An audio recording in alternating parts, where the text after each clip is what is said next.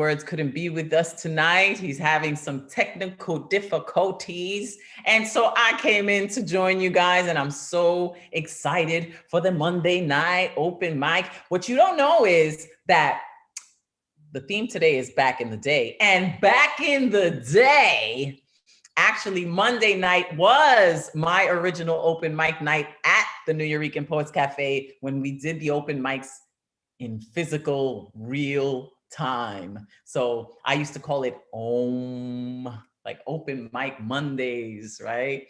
Because I would bring that positive energy, and we would hold space for each other at the New Eurekan Poets Cafe. But Monday night back in the day was my night for years. And then this whole pandemic, now we're like a year into the pandemic. And then Thursday night became my night, which I absolutely love. Thursday night has become my favorite night of the week because my Thursday night open mic is actually, all styles are welcome. But here on Monday nights, I know that we are strictly poetry. Is Mr. James Speaker Sears in the room? I think I saw him because I have to apologize to Mr. James Speaker Sears. He had an event on Saturday and I missed it. I am so sorry. That has rarely happened in my, 20 plus years of being La Bruja. But, things happen. I've had some gains. I've had some losses. But we're going to go into, before I get the list, because I haven't gotten the list. I'm waiting on the list to see who is actually up. If you're feeling nice and you're feeling right tonight, let me see you put some hands up or something. Let me take a good look at everybody. Okay, I see you, Jody. All right, Aaliyah, Elemental. Okay. Abraham, Kamani, Nick. Okay, Thomas, Diane. Yes. Mary. Okay. Michael Sindler. Generalissimo. Catherine. R.M. Thompson. Okay. Jane in the spoken word world. Marissa Prada. Unmesh. Okay. All right. So what can I do? Let me see. Do I have the power to unmute everybody or am I not? I don't see that power there. Let's see. Well, I guess I'll start it up. I'll start with a little piece as we get the list up. This is my classic piece for which it stands. It is International Women's Day. So I've been celebrating so much. I'm so grateful to have ovaries and, but I'm going to let this be over easy. We're going to get this over easy really quick. But here we go. A little girl with big dreams down these streets so mean. She believed that her destiny meant she'd succeed. And even though the odds seemed they were stacked up against her, few people could see what she had in her center. Her mental capacity was exposed to tragedy, surviving the insanity, as strong as she had to be. Her crew and family believed in her too. Underground is where she grew, boogie down Soundview, where teachers wouldn't recognize her as a real writer. But deep down inside her, a magical fire burned and devoured the negative around her. The voice from inside her was louder than the doubters, so she remained empowered, blossomed like a flower, stood tall as a tower amongst phonies and cowards that all would give her pounds at the witching hour because she wouldn't give up, and now she couldn't be prouder. They wanted the fame when she earned the name. They wanted the bling. She just wanted to sing. They wanted things selling out for their dreams. She wanted peace and love for human beings. They wanted something they could pump in the truck. She wanted something that was honest from the gut. And they wanted something that the kids would repeat. And she wanted something to instill some belief. Said she couldn't cut it, said that she was too deep. And all that consciousness would put people to sleep. Some dreams were shot down as they tried to deceive her. She had plans for big things, but they wouldn't believe her. They told her that they doubted if she would ever achieve it. Now those very same people couldn't be any sweeter. It wasn't easy either, but if you're a true believer, you could be or inspire a future world leader. I wrote my name on an open mic list to spit. It was a lunar eclipse. It was 1996, April 3rd. My spoken word the first time was heard, and I emerged as a New Eurekan poet. I didn't even have a flow yet. Bobito hosted. The seed was planted since then. I just had to grow it from the time I was 5 when I learned to recite from my mom, who herself couldn't read or even write. She was my beacon of light. She changed the course of my life. She saw my mom become a wife on Halloween night. So no, I don't kill chickens or do voodoo pin sticking, and my mission isn't wicked. Superstition, no wicked, no Spanish Inquisitions, no spooky premonitions, no treating, no tricking. It's just oral tradition. I only spell with words, verbal incantation. So after this, don't ask again what the name meant. Bruja, baby. And I'm not the only bruja. You're all brujos and brujas making magic with your words. We do create the narrative for the world to live into. And that's what I love about what we do. Words are magic. Words are powerful. And women need to be held up. And especially today, let it be known. Our men need to hold space for our women. And it's a new generation. Our men have to become feminists too. Being feminist does not mean being against men. No, it means that we know who we are. We know our strength, and we're tired of being diminished, belittled, and minimalized. All right. So are we ready to get this going? Are we ready to get this flowing? We got Miriam Garcia up first, and then Catherine, and then Elizabeth Strauss. So let's see what's good with Miriam. Is Miriam here? I don't see a Miriam here. So let's see, Catherine. Let's go with Catherine. I'm starting. Okay. Well, hey, great to see you as our hostess with the mostest, and happy International Women's Day. And it's Women's Month all month. And so back in the day, for me, was the 60s. And just as a little intro bio, my poem's not that long. My poem's about John Hammond II. And he was an American record producer, civil rights activist, and music critic. He started in the 1930s to the 80s. He worked at Columbia Records and was a talent scout, and was responsible for absolutely everybody you can think of. Dylan, Springsteen, Benny Goodman, Billie Holiday, Count Basie, Pete Seeger, Babatunde Olatunji, Aretha Franklin, George Benson, Leonard Cohen. I mean, it just goes on and on. Stevie Ray Vaughan, Mike Bloomfield. And he brought back the Delta blues artist Robert Johnson's music. I mean, he was just such a fan of real music. And we don't have him today. And I don't even know if you could do it today. So anyway, this is called the John Hammond Blues. And back in the day, I wrote it in 2007. Johnny Hammond, you brought the blues and the jazz and the folk greats to the airwaves. Billy and Bobby D and Pete, Aretha Franklin and Bruce, artists with some intelligence and feeling in their words. Now we've got rap ripping off every kind of music and 60s tunes turned inside out and done upside down in a 2021 kind of way. Hey, didn't anyone ever teach you you're supposed to let sleeping dogs lay? Johnny Hammond, where are you now that we need you? You had the vision to take on the corporate music machine and stand up for what you believed in. You had the foresight to bring Chuck Berry to the Newport jazz scene, rock and rolls that always should have been. Now we've got techno pop and MIDI rock with boombox cars blasting so loud you can hear them for miles around. Synthesized soul with vapid lyrics that repeat and repeat and repeat over and over, or ones that barrage you like a machine gun. The airwaves are dead with the refuse.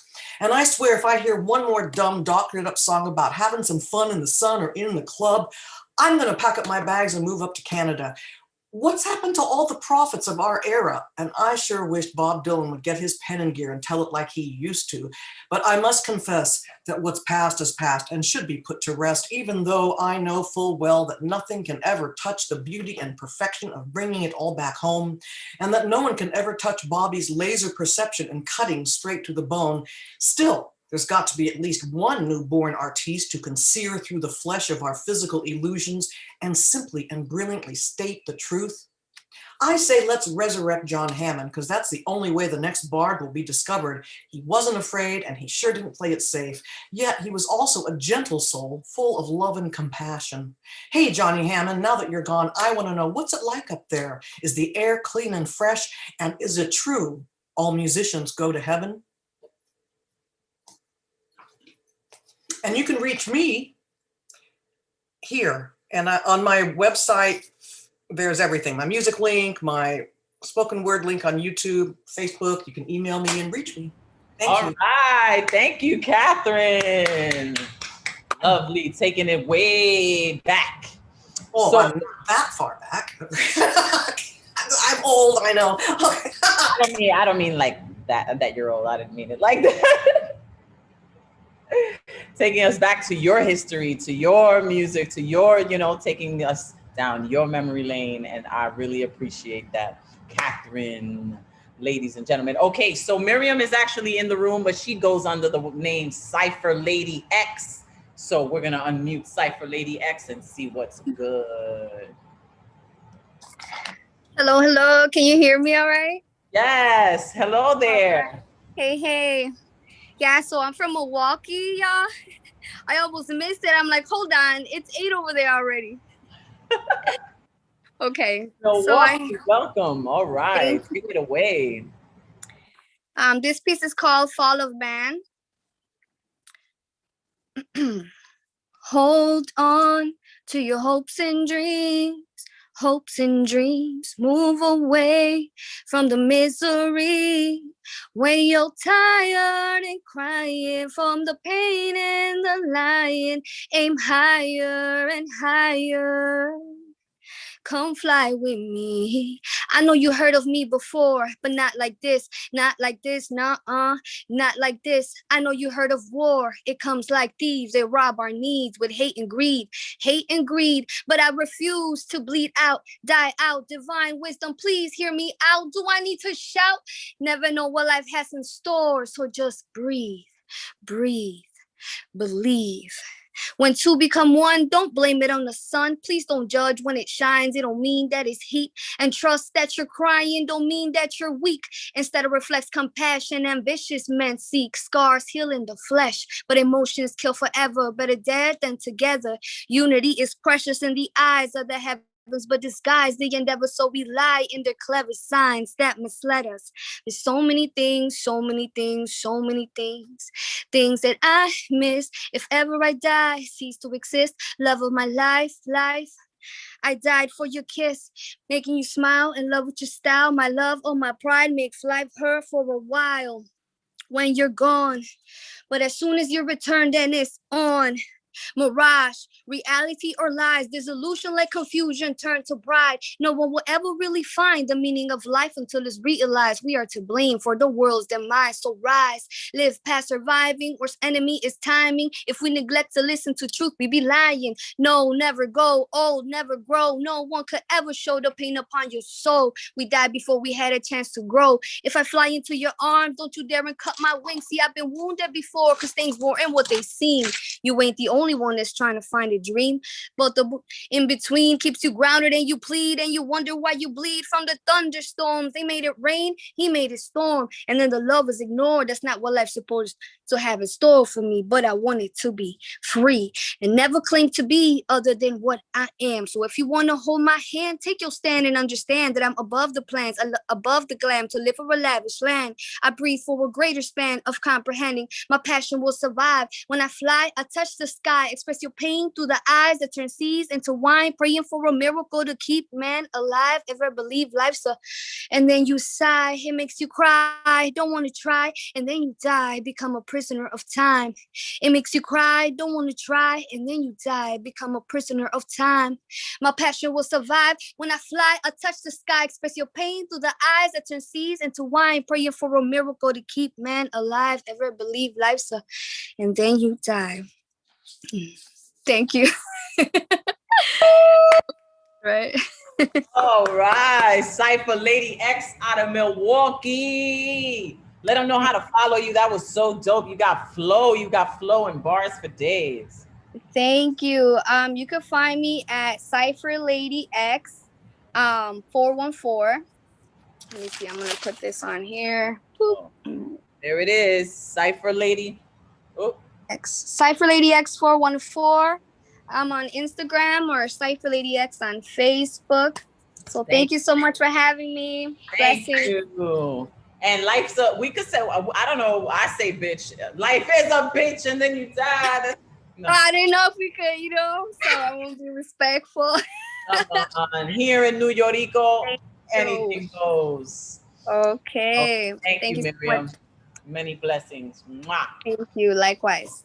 Okay, so I see Elizabeth Strauss, Deadpan Lizzie coming up next. But I see Gerald on the list, but I don't see you in the chat. So if you're going under another name, the way that Cypher Lady is, let me know. But for now, let's see what's good with our Deadpan Lizzie. Hey, Labruja. Hey, friends. What's up? Good to see everyone. Happy Monday. I did write for the theme, and I'm calling it a laundry list poem. It's new shit, so let's see how. New shit. New shit. All right. It's called Looking Forward Instead of Back.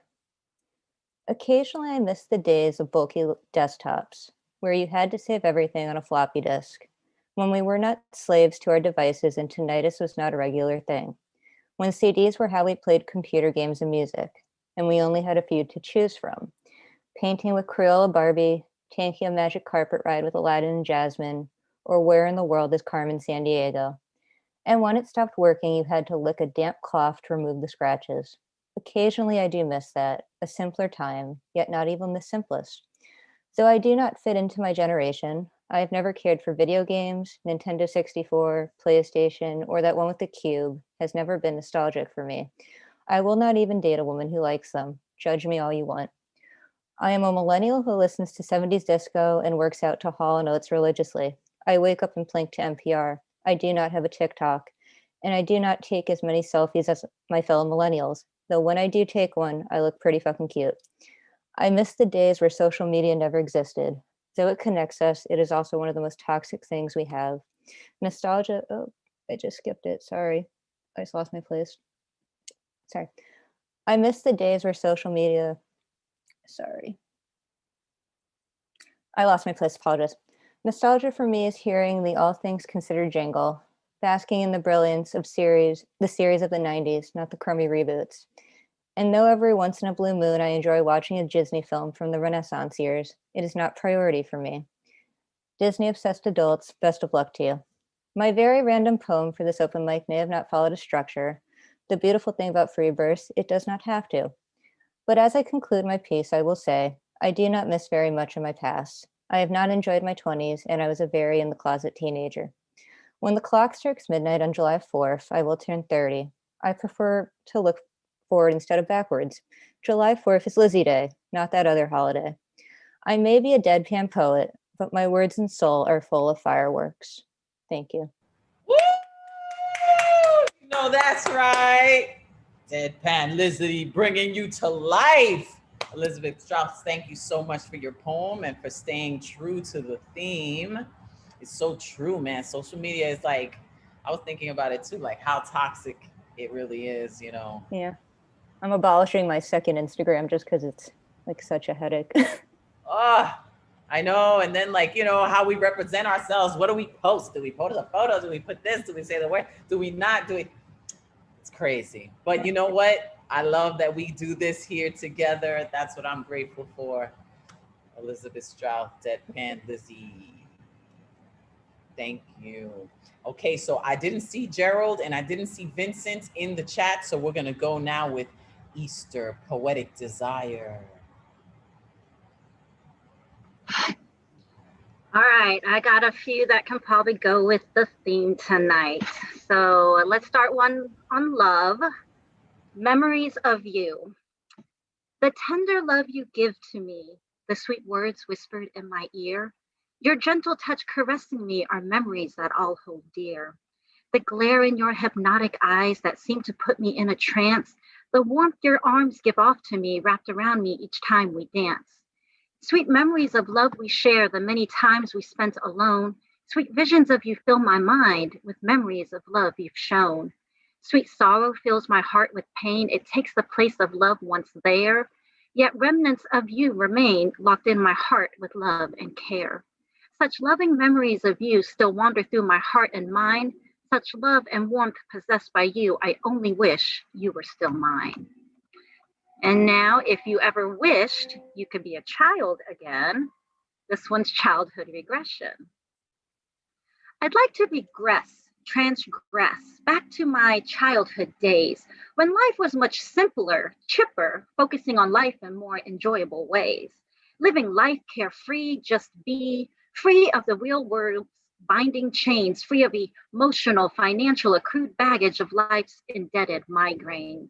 To have my eyes relit in excitement as no real obstacles dare cross my path, running free in the wind's breeze, impermeable to real life's wrath, finding joy of laughter in life's chapters, recapturing an eagerness to turn life's page, searching to capture the same wonder under a youthful guise of innocent dreams to engage.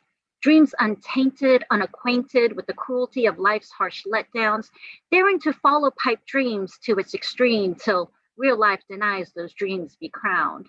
Escaping with ease responsibilities of life, its gripped adults stay handcuffed to, full of so much energy, spontaneity, bidding adieu to all of life's issues. Why can't adults regress, transgress, back to childhood days, when life was much simpler, chipper, focusing on life in more enjoyable days? And then this last one is more for back in the day. It's called nostalgic remembrance.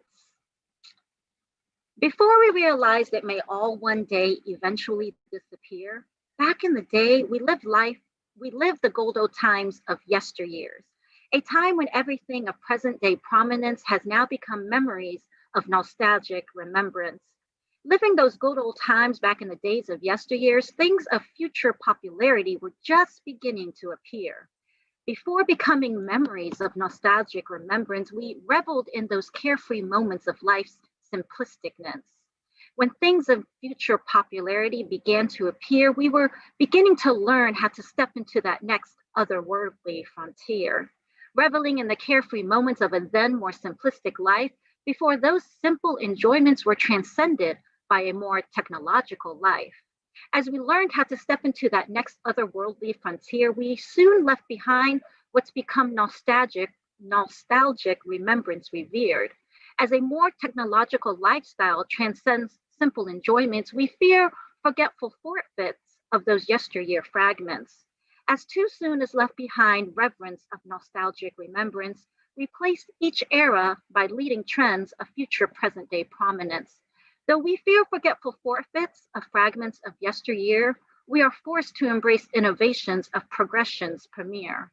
As each era's landing trends of future present day prominence is given life as is pushed aside fragments of yesteryear into nostalgic silence. We are always forced to embrace innovations of progression's premiere until we realize those too will one day eventually disappear. Thank you. Ain't that right? The one constant is change. Yes. You hit it on the head with that. Thank you so much, Easter Poetic Desire. Let them know how to follow you, and then we're going to keep going. Facebook, Instagram, Poetic Desire with a K, and 6-word memoirs as Poetic Pisces. All right. So I see that Gerald got into the room, but we're going to go with Jada Crosby next. And Gerald, if it's you that was on the list, please let me know, and then you will go next after that. Let's see what's good with Jada. Hi. Hi. So I wrote 2 poems. The first one is on theme, and it's called The Good Old Days. You know, the good old days when we could smoke indoors and lung cancer was a myth. The days the girls were learning to cook and clean and be a good wife, while the son and father tossed around an old pigskin, and the days men were shepherds and girls were sheep. The times men had to work, and if they didn't provide for their families, they were seen as failures. The good old days when the families were outside, they were perfect. Thank God we are no longer in those good old days. But who knows, 2021 could be the new 1950. Maybe this time we learn that Inhaling toxic gas is bad. We teach boys and girls to clean and cook and be helpful and kind people. Fathers can spend time with all of their children, and we will remember what one of the most important lessons we should learn from the good old days. We should learn we are all equals. And as long as someone has a job and everyone helps out at home, no one is a failure. These days, a family won't fake being happy, but actually be happy. But who knows? Maybe we can be like the TV shows in 1950, or we can make our own TV show. And my second poem is for the quiet kids in the back of the classrooms, and it's called The Things. Why can I not breathe? I have not learned yet. Why can I not see? Because I've hidden so many things by myself. I wanted to be human, honest, but I never learned how, so I stay in the shadows and watch the humans be humans as I try to figure out what I am, but at least I'm not alone. But humans seem to dislike being alone, except some seem not to have a choice. I wonder if those humans want to be human anymore. And thank you. And if you want to contact me or a little tip, this is my contact. I'll put it in the chat. I don't know if you guys can see it or A not. poetic, it says a poetic what? Winter. A poetic winter. And send her some money and her Venmo. At Jada, what, 115? Okay. 315. 315. Thank you so I'll put it in the chat. Thank you, Jada. Okay, so Gerald is saying that he's having some issues with his video. So I guess we're gonna wait a little bit until he could figure that out, I guess, and see what's good. So let's see who's next after that. I think it's Mr. Speaker Sears. Is that correct? Would you be the next one? You would be. So let's see. There he is. Let's unmute James until we figure out, until Gerald lets me know that he's ready to go. Hello. Mr. Speaker Sears. Hey, all right. I was texting you like crazy. I'm so sorry that I missed your event. You know, you're like so low maintenance of a person that produces. Usually when someone has a show, they text you in the morning and then at lunch and then at dinner. I didn't hear nothing. And I was like, I thought it was like Friday. I'm sorry. I'm not a high maintenance guy. I know, I appreciate that, but I'm sorry. We'll work something out in the future. Okay, that will do. So what you got for us today, Mr. Speaker Sears? Yes, with the theme, From the Eyes of My Father. When my father was a boy, he had to ride in the back of the bus. He could not eat at certain restaurants, and segregation was the law in the South. My father could not use just any bathroom. He could not go to just any school, and he had to sit in the balcony of movie theaters. When my father was growing up, he could not live in just any neighborhood, drink from any water fountain, appear on television. His education was substandard. He was subjected to only jobs in the service industry, and he was prevented from voting. See, back in my father's youth, Jim Crow laws told everyone that black and white cannot even play cards, dice, dominoes, or checkers together. During that time, white and black prisoners could not even be handcuffed to each other. When my father was young, black barbers could not serve white women or girls, and a black man could be killed for looking or talking to a white woman. Violence was acceptable as a means to keep blacks in check. This is how it was when my father was young. Back in my father's day, whites and blacks could not date, or marry. And a black man could not even shake hands with a white man.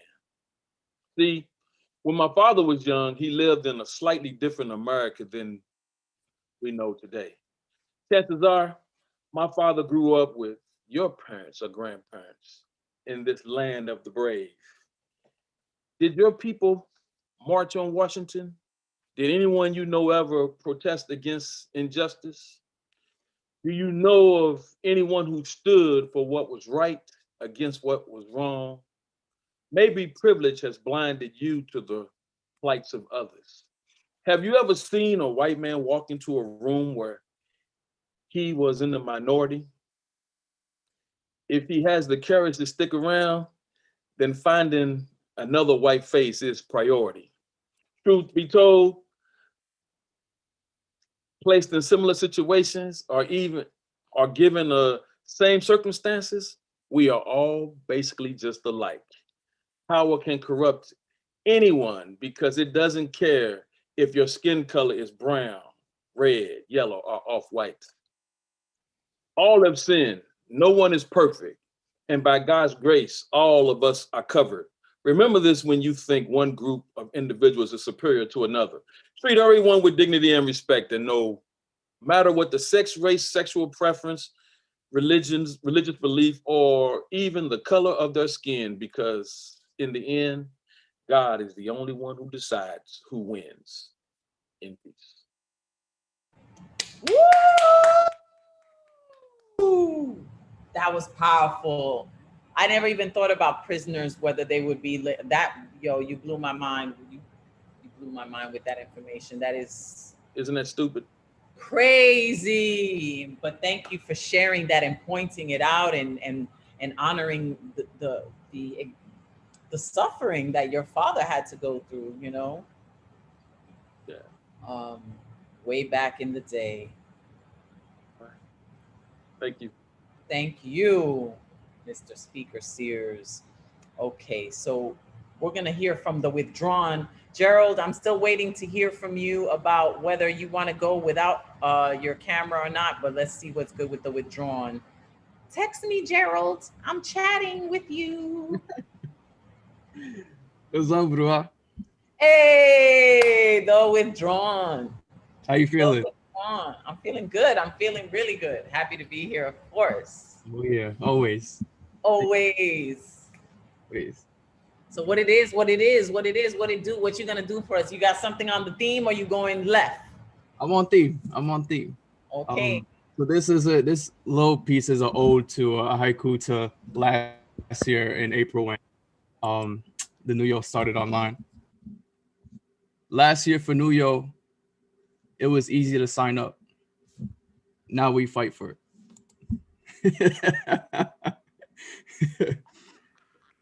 And this other piece I have is called, Does Anyone Want to Do My Laundry, Please? At first, it really was summer allergies, winter eczema, without the other seasons existing in between. But now the skin inflammation has stepped out of vacation and is putting in extra shifts for the other three. My mind doesn't assist the fact that I can't stop washing my hands or understand the truth of sanitizer abuse or the heat that comes with folding my clothes when I'm finished with loads. You know, there are times I have to wear them when using a pen. And as a writer who's wired to keep writing his poems down physically, that shit hurts. When I was younger, I gave myself word that when I got older, I would replace these hands of Knicks with some sort of technological advancement that would allow me to be free from pain. But the real pain would probably be not being able to feel anything anymore. Still feel like these hands never did and don't belong to me anymore. Too many tubs of Vaseline have dated my wallet more than I can count. Too many prescription creams have soaked in my skin more than I've been able to soak sun over the past summer. Too many times I lied when I was a kid saying I punched a tree just so I never got the cooking method of being roasted. I thought it was worse back in the day. Now I'm feeling like I can't even stomach the week because my back was never bad back then. Only now has eczema extended its territory to a place such as this. I thought waking up in the middle of the night was because I was dirty or needed to change the sheets. But it was really just a visit without consent. I never chose to agree. I try to put on lotion and I can't even reach. I stain clothes. I stain where I rest. The hell I even stain things when I bleed. My girl comes to see me in a month. And the part that stings the most is her anatomy I won't be able to touch. Yes, I can use the glove, but there's a difference in feeling her vibration through the tips and grips of my fingers and hands that I can't explain too much. I thank God that I can touch her at all, especially spiritually. I am still blessed in that sense. Sensitive to sense. I love mango and it sucks that fruit style lotion she got me I had to reject. Hands can't erect. Stay on dysfunction. At this point, I have to accept that every day I'll be wearing a condom, even though you're the one fucking up my life. Thank you. Wow. Elemental. Yo, you always dig so deep and are just so vulnerable. I appreciate you so much. Thank you for that. Thank you. I appreciate you so much more, man. Thank you. Always love through her. Always. Thank you. Always. Hey man, I was grappling with eczema on my feet. And I use coconut oil. I gave up on lotions and shit. I'm just like straight up everything natural. I mean, and then sometimes you need like strong medication. I think it's like a steroid cream sometimes to like. You don't be doing nothing for me. Oh, what the fuck? No, I have to literally like every night I have like I drench my hand in Vaseline and wear gloves. Like my sheets are stained, my clothes are stained, and that's the only way. Like I'll count at least like 15 plus cuts on my fingers, and oh, it's bad. It's year round at this point, you know. But oh man, I'm sorry. Well, I would like for you to try coconut oil instead of Vaseline and see if it helps in any way at all. Just to give it a try. I will. I'm gonna do that. Okay. Love you. Love you too, bro. Thank you. All right. So,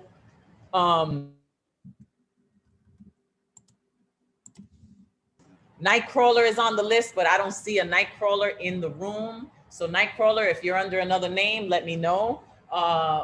Gerald, I'm still waiting to hear from you.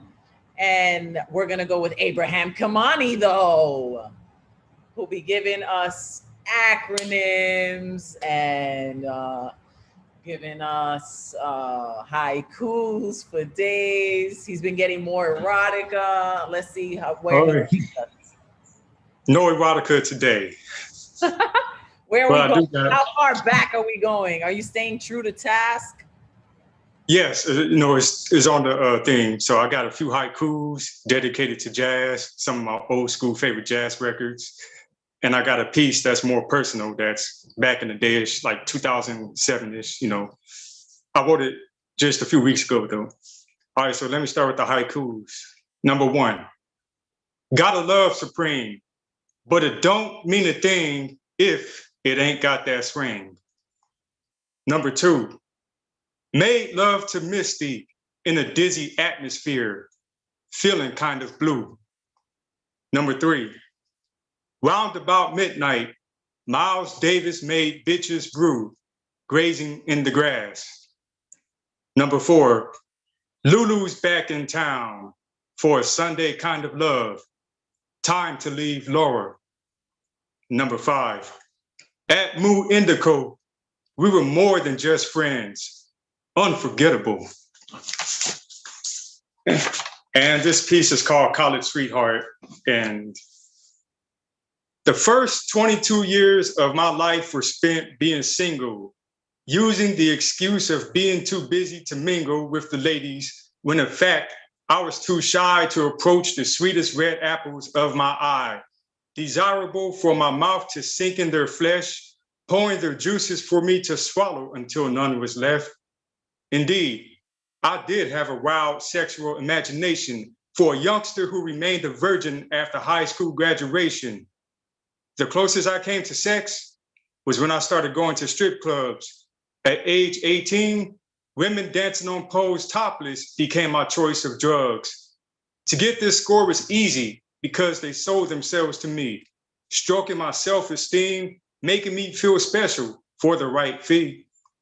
Over the next 4 years, I wasted countless dollars without common sense on lap dances in VIP rooms where most of my free time was spent being a trick, treating myself before, during, and after Halloween to the tease of having the driest sex beyond my reddest dreams, only to leave for home with an empty wallet and underwear full of filth, watching my innocence lose itself in the pleasure of guilt. But when I got my next paycheck, I went to get my next fix. After telling God I would stop going in exchange for forgiveness. Upon leaving the gentleman's club one late afternoon, I solemnly swore that if I get a girlfriend, I would not go to strip clubs anymore. Then came the day, Monday, January 22nd, 2007. The good Lord sent me an angel from heaven.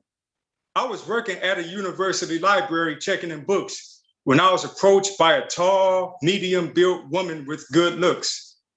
We became fast friends after talking for about 45 minutes, then hung out on campus to complete conversations unfinished.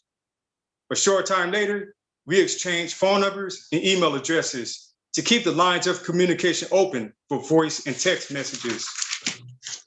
This went on for 3 months until on one cloudy Thursday, April 19th, 2007, on what would have been my grandmother's 84th birthday, we were staring at the gray sky while sitting on the bench when she told me that she wanted us to be more than just friends. It took me a second to process the words that she said, but when she asked me to be her man, my answer was yes.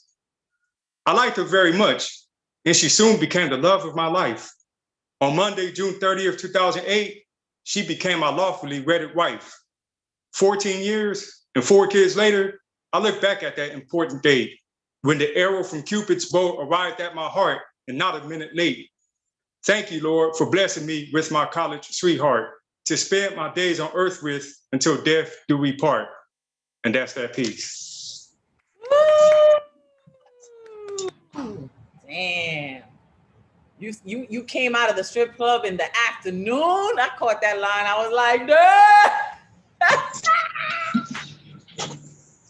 Yeah, I had a terrible addiction to strip clubs for like 4 years, you know. Incredible. I'm so glad that, you know, your wife came along and had that divine intervention. Oh, yes, I'm happy too, because it was a terrible habit and it was costing me lots of money. Not more than no strip club every damn day. Come on. I wasn't going every day. I was going like every other week. Okay. In the morning, afternoon, and night. All times of the day, whenever I got the chance. I've been to the strip clubs too, you know, but I would go with my guy friends and they would give me the dollars to give because I was like, I ain't spending my money up in this shit. But it was definitely entertaining. I was young and stupid. It's all right. It's all right. You're still all young, right. Young but wise. Yep. Thank you, Abraham Kamani. Always great to hear you and see you. Same here. Okay, here we go. Elemental is up next. Gerald, I'm still waiting on you. And let's see what's good. Peace. What's going on, y'all? Elemental. What's good? La Bruja. Good to see you on a Monday. What's going on? Hope everything's good. Everything is good. No. Good to see you. Peace to all the poets who ripped before me, who ripped after me. I appreciate the space. I appreciate all of you. This is definitely some new shit on the theme. So let's see what it does. For my grandparents, back in the day was the blues. Serving shots of muddy water at juke joints tucked away in the darkest corner of the country. Stepping in the place ready to get down with that Bobby Blue Bland, telling members only to hear BB, Lucille, and Little Milton because the blues was all right. They listened when Johnny Taylor said these last $2 was one for the jukebox and one for the ride home when Mr. Dynamite cut through sound waves with a glide in his slide and a dip in his hip. They danced and lived in the grooves of pain pushers. My parents, it was new birth. Fight the power, a Curtis Mayfield of peaches and herbs, juicy fruits and joysticks with brothers Johnson, Isley, Doobie, ooh, we, the undisputed truth, pounding out problems while pounding on pavements, screaming bloody thunder. We only want what's right, not right wing could care less about your needful things. It was about power. Power to the Yarborough and peoples with a supreme dream of Motown. It was poetry. From Stokely and Gill to Oscar, Nikki, August, and the last poets, and then the funk, that outer space, them Ohio players playing War with Fire and Desire. Back in my day, LL Cool J was hard as hell. The Grandmaster and his Furious Five ambassadors laid waste to transistors and brought the bass. It was the Jam Master, Run DMC like a treacherous 3. It was hip hop in all its elements. It was an entire sugar hill for the world to digest. I was a microphone fiend. It was gangster, the Chronic, blowing subwoofers, throwing up sets like Colors, running 100 miles to get paid in full. Don't sweat the technique of the 36 chamber because it was ready to die. Besides, I was already a public enemy. It was all eyes on me, too hard to swallow, on top of the world, and of course the score, fighting a system that systematically coded a systemic psychosis in the sound of our music, told us the war on drugs was actually about dope. Right. Take your flags, tie them to your noose, and slip comfortably and softly into your nothingness. Back in my day, I saw the change from revolution to black exploitation of every man, tan, and sleep and eat, shucking and jiving videos. I remember when musicians cared about their message, cared about the image of our people, cared about the advancement of something other than their bank accounts or what comes out of Geppetto's mouth. In my day, music had meaning. What are you listening to? Woo! Elemental! Taking it back to the good old days with the music when it was what it was. Yes, that was bomb. New shit. Elemental always bringing it. Thank you. I appreciate y'all so much, man. So much, man. You can find me on IG, Elemental the Poet, YouTube, Twitter. Yo, just hit me up, man, for real. I love y'all, all of y'all. Everybody in here, right before and after, I appreciate all of y'all, truly. Peace and blessings. La Bruja in the building. Peace. Peace and blessings to you, Elemental. Love it. Doing it big. You keep writing that fire, them pages are gonna burn.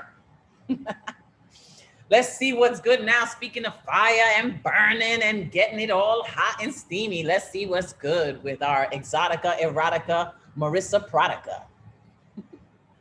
What's up, La Bruja? What is up, New Yo? Happy Monday. Oh my gosh.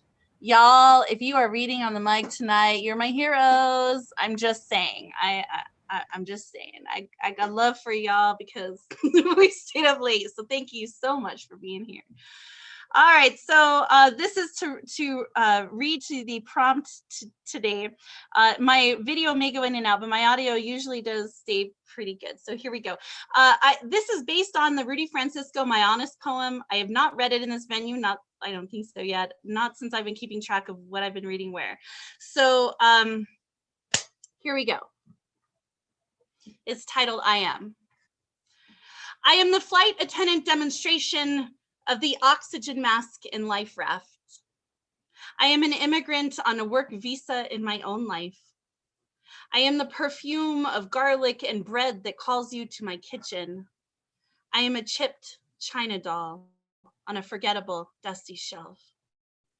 I am the alarm clock hollering on a hungover holiday morning. I am the cream in your Oreo that makes the calories worth it. I am a middle finger master, a pool shark, not a hustler, and an Easter Sunday exhibitionist. I am a deep, wet kiss that takes your breath away. I am a hoarder of heartbreak, collector of mangled men, lover of forgotten women. I am the microphone during a Lionel Richie ballad. I am the Patsy Cline kind of crazy, always for the wrong kind of love. I am the Tracy Chapman chapbook of deadbeat, disappointing men. I am your last meal before the lethal injection. I am Walter White in this welterweight life. I am a depression masochist chained to the bed and the triple jump at checkers. I am the antiseptic, not the anesthesia. I am the winner's circle, not a participation trophy. I am hoofbeats of life-saving horses, a dusty barn, and two-stepping boots. I am the laugh so hard you cry. I am the Red Ryder BB gun on Christmas morning. I am Christmas-colored enchiladas with an elevated IPA. I am Pinky and Brain, Abbott and Costello. I am the iron and the maiden, the French fry and the frosty. I am a firm handshake and a tight hug. I see in Technicolor, not grayscale. I am the sneeze that makes you pee a little, reminding you to work on your Kegels. I am the sum of all my mistakes. I am quality sleep after quantity masturbation. I am the smell of morning coffee when trapped in a nightmare. I am an undefiled shot of espresso and the last shakes of an empty bottle of bourbon. I am the Cheetos fingers you lick at the end of the bag. I am a believer of destiny over decision. I am warm clothes fresh from the dryer and the dirty pile still on the floor. I am a Leo mother and dirty sex lover. I am the coming and the crying after a night with you. I am the first kiss and the last, the I do and divorce decree, the beating and the apology. I am a love letter you will never read, only understood by the stage. I am the spilled milk in your 5-year-old tears. I am the checkered flag right before you crash. I am the word no, 20 years too late. I am a Spanish-speaking Italian woman, an East Mountains wild child, the sum of all the women before me. I am New Mexican, born from iron ladies, a pride of brilliance and courage who fights for each precious day, a lover and fighter. I know who I am. Pick up that heavy mirror and tell me, just who the hell are you?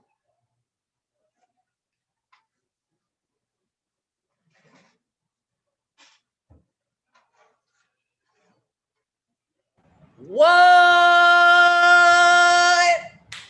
Yo, I felt like that poem was about my life. I can put my ears back on. Wow, Marissa Prada. When did you write that? I wrote that about a year ago when I heard Rudy Francisco read his My Honest poem for the first time. I've tweaked a little bit, but not much. I definitely put it out there to poets to do their own My Honest poem. The first time I tried to write this poem, I actually cried and I wrote something else. It took me a long time before I could really write the My Honest poem. So do it if you haven't done it, and come and read it, please. It is an incredibly liberating thing to get in touch with yourself. Oh my God, that was incredible. Thank you, La Bruja. Gracias por todo.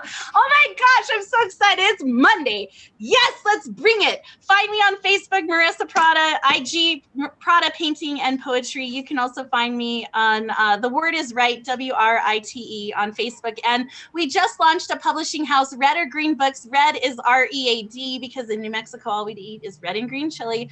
We are getting ready to launch 10 first-time poets this summer and 10 more in the winter. So you got to get on board. Come. Oh my gosh, there's so much fun. We have a women's erotica show coming up on the 19th. all women, all erotica, March 19th till the word is right. So get your butts there and plug in. Wow, you got so much going on. That's a movement right there. That is fabulous. Congratulations. It's a movement. It is. It's a movement. Yeah. I love that. So but you know, I have that name for you now, Exotica, Erotica, Parotica. It's that, well, so Generalissimo dubbed it Proderotica. So, so we could do like Proderotica. You know, always finds a way to. Right? Yeah. Oh my goodness. He makes you, he finds a way to say it, and then he makes you want to eat it. It's like, it's crazy. Well, in the list here, we have DG Clearing. I don't see DG in the room. Sarah Goldberg. I see a Sarah, but not Goldberg. I don't know what's going on. If it's you, let me know. Otherwise, we're just going to go with Nick Paleologos. Text me in the chat. Let me know what it is. Thank you, Marissa. Let's go with Nick Paleologos. There I am. Hello. Hello. Hope everyone's doing well. Damn, Marissa, that was good. Right? She brought the house down, man. She did. So I have new pieces. I don't know if I read these here. One is off theme, but the other one is kind of on theme. So we're gonna see how this goes. First one doesn't have a title. International Women's Day is just a day, 24 hours. It shouldn't be just a day. It should be a week. Better yet, a month. Better yet, a year. Better yet, a decade. Better yet, a century. Better yet, a millennia. How about forever? I hope the day is great for you and everyone carries over respect to every woman forever. For the back in the day theme, let's go back to one of the artists that has influenced me to go into artistry, Cranberries. This title is called Cranberries Aren't Just Sweet, They Are Powerful. Did you ever have dreams of ridiculous thoughts, like a zombie apocalypse crossbred with animal instinct? You're free how to decide how to interpret what the question meant. Because when you are gone, the promises of Hollywood stars still linger in the sky of salvation and savory smiles. Time is ticking out, and who the hell listens anymore? It starts with me and ends with anyone. You can write an ode to my family or anyone's. Who would listen? The dead. The dead has all the time in the world and a million ways to communicate without speaking to you. You don't have to analyze everything. Tomorrow is never a guarantee. Be like Dolores, unique in artistry. This is the day that we swear to ourselves, I will be better than I was yesterday. I can't be with you all the time, at least not my physical presence, but I am around your aura. There's no need to wake me when it's over. You and me, we will be legends like Dolores was and still is. Even when it's all over now, it's on to the next chapter that is called life. Thank you for everything, Dolores O'Riordan. You shall always linger and be immortalized in music history and forever loved, not only by your fans, but to aspiring artists like myself. And peace. Woo! I love it. Nick. Showing love is always so important. You kiss the page, right? You kiss the sky, kiss the spirit, kiss the world with gratitude, and it's just, woo! Aren't you feeling good to be alive? Facts. Life is cool, guys. Life is cool. Sometimes. Sometimes it's a little, so this is a little bit rough. It's not gonna lie, it's like, it's rough. It gets rough sometimes, but there's a lot of good times, like being here on the New on Mondays and Thursday nights. Yes, it is good. You know, but we couldn't appreciate the good if it was always good. We always have to have those little dips. And I say that those things don't happen to us. They happen for us, you know, to grow, to get stronger, and to help others go through it too. So thank you so much, Nick, for your contribution to this evening's open mic session. Much love. Much love. Okay, so Sarah was actually here. She goes under the name Sarah Erin, but she must be Sarah Erin Goldberg. Yep. Hi Hey. everybody. So I don't actually have anything like directly on theme, but I do have a poem about aging, so I'm just gonna do that. That sounds good. Yeah, and then I can plug my social media. But all right, so it's called An Annual Bitch Slap, and I'm just gonna get right into it. On the morning of your birthday, I was awake until midnight. Not intentionally, I just feel more productive working by the light of the moon. But when I realized the clock struck 12, I took 2 shots of tequila out of pure disbelief and made the executive decision to finally sleep. Rest was no escape from the slap in the shape of a red palm on my cheek that somehow sneaks its way onto my face, reminding me that you age every year, the same way I do. The same way everybody does. And still, every year, it shocks me when I dream about you as if you haven't aged at all. You haven't aged since the first time you made my clock stop ticking for a second, stalled in time the minute you walked into the room. I forget that the pages of my desk calendar have been ripped off month by month, pen cross by pen cross, adding together, marking the years that have passed since that day. I am a battery-operated calculator, able to do the same math as the calculator on your iPhone, but remaining decades behind in technology because I was still young enough to not recognize the gap that separates us. Well, I shouldn't say not recognize it at all. I was always aware. The math just didn't equate to anything relevant. The sum didn't register in my brain as an acceptable answer to my equation. I've always struggled with math. Our ages continue to climb up a rock wall we will never be able to scale down from, forever balancing and twisting our way to the top. Where is the top? Please don't stop climbing, trying to find it. And if you do find it, extend your arm, reach out your hand, pull me up. You'll get there before I will. Grab onto the next rock and maintain your stable footing as slowly as humanly possible while I continue to convince myself that catching up is possible, that I actually have the necessary balance, the necessary hand-eye coordination, the energy, the capacity to climb faster. Even when, from your view, I will perpetually be perceived as a speck of chalk in a bucket on the ground. Yo, Sarah. Did you say annual bitch slap? Yeah. Yeah.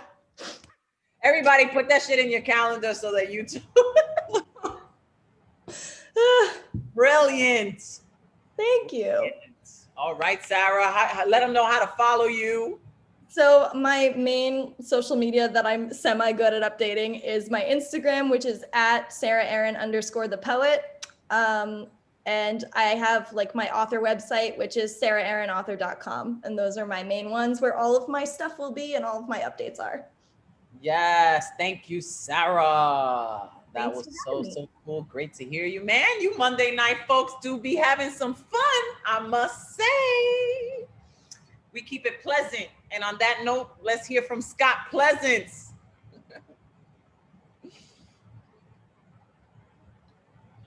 Hey, LaBruja, how you doing? I'm good. How are you? Yeah, I'm doing great. I'm doing great. So I'm gonna jump into my piece. It's gonna take you back a little ways. And when I started writing it, I started thinking about how different it is depending on where you kind of grow up. And I grew up in the city, so it's a little unique. This is called a circus. I remember going to the circus as a child, the Macy's Thanksgiving Day Parade, the Cyclone at Coney Island. I remember going to the top of the Empire State Building, the top of the World Trade Centers, picture day in elementary schools, staying up all night on Christmas Eve.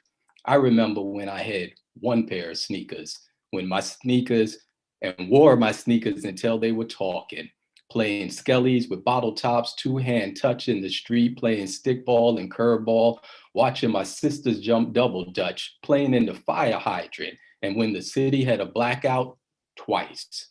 I remember picking up pennies on the church steps. I remember pitching pennies, going to the bazaar, Jack in the Box. I remember not knowing how to drive, riding on top of the elevators, hanging on the back of moving buses, running on the train tracks, writing graffiti on the trains. I remember rooftop parties, hooky parties, staying home on Black Solidarity Day. I remember when we didn't have computers, when cell phones didn't exist, beepers, payphones on every corner, when we had one house phone on the wall in the kitchen, when our mother was our voicemail. Ma, did anybody call for me?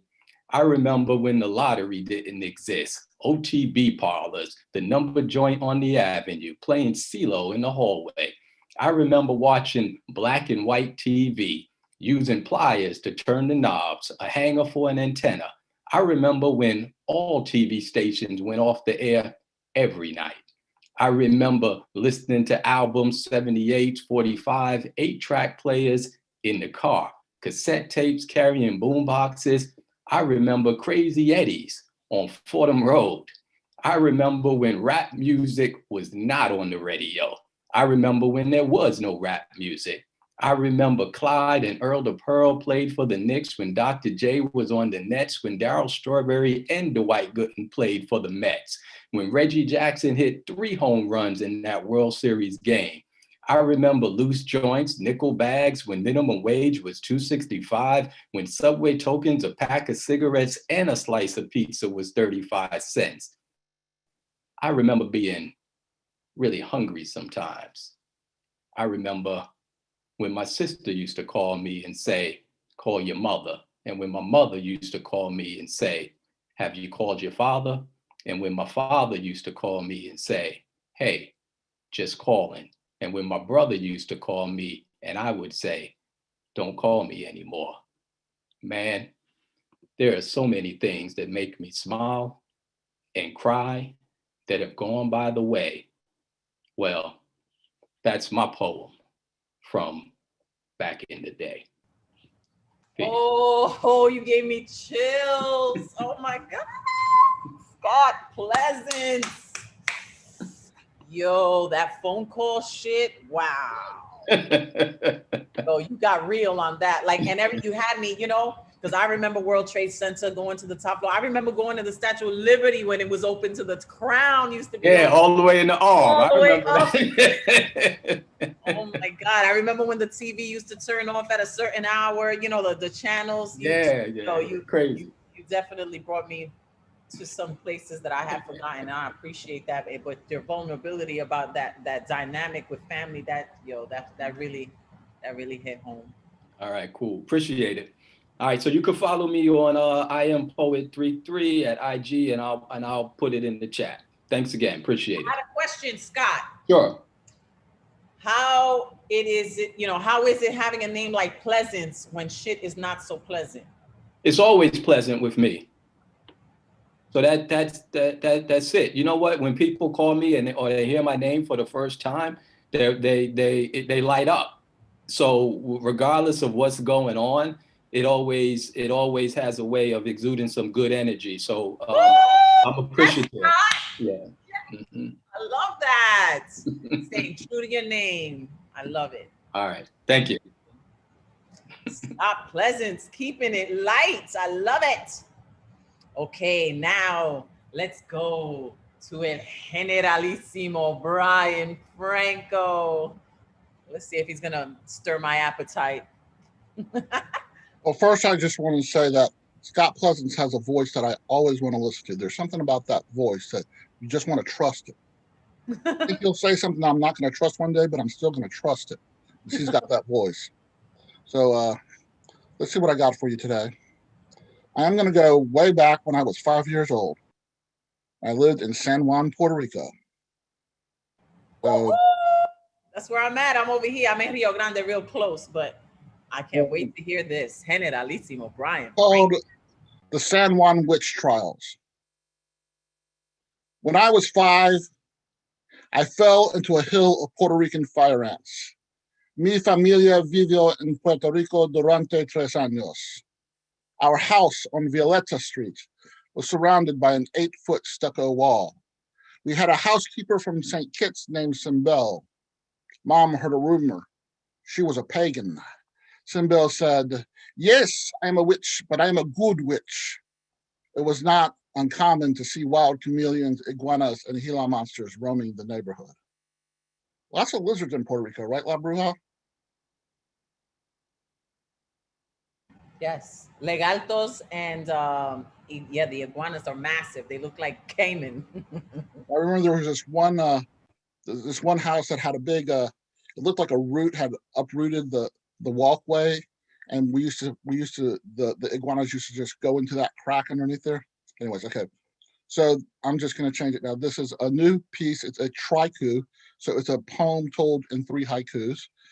It's called That Woman in the Purple House Should Know Better. Chapter 1. The neighbor lady hung her silky lingerie out on the clothesline. Chapter 2. Neighborhood boys detoured her house for sight of sexy nighties. Chapter 3. The bicycle shop sold extra tires when the boys learned to masturbate.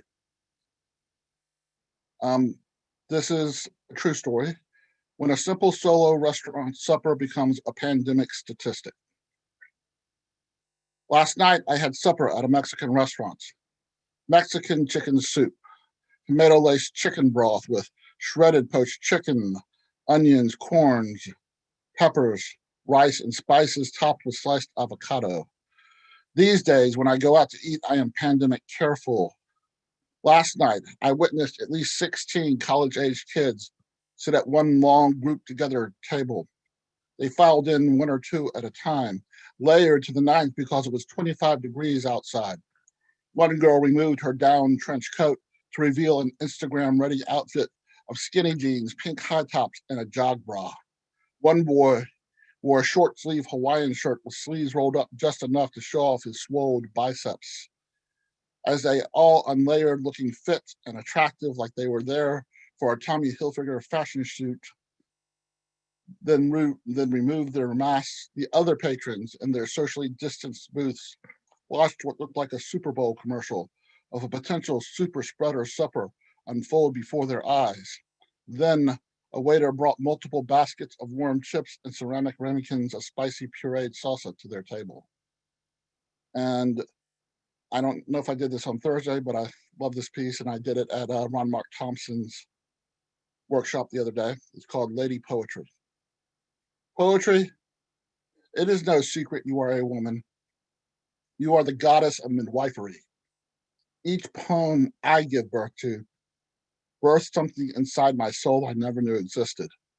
Poetry bursts emotions, tears, laughter, anger, and confusion. Poetry bursts outrage, protest, justice, and humanity's ability to cure society's ills. Poetry bursts voices that did not know they were capable of eliciting everything poetry bursts. Poetry bursts words from minds that never knew they could communicate something visceral. Poetry bursts poets who read and hear poetry created by other poets, then find poetry inside their minds that will be read or heard by others who will create their own poetry, creating an infinite loop of other people creating poetry. Push, push, push, push. One more, you can do it. Push. Congratulations. You've given birth to a poem. Thank you. Yes, you be pushing a lot because you be cranking them out.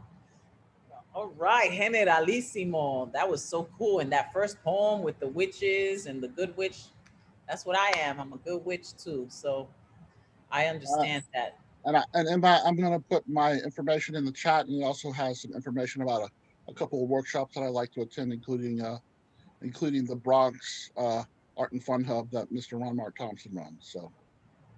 Super, thank you. I want to take one of those Peggy Robles writing workshops for sure. Oh my God, she's the best. She's the best. I know. I can't imagine what she will extract from me. So I need to really sit and let her work her magic on me. Thank you, generalissimo. You're welcome.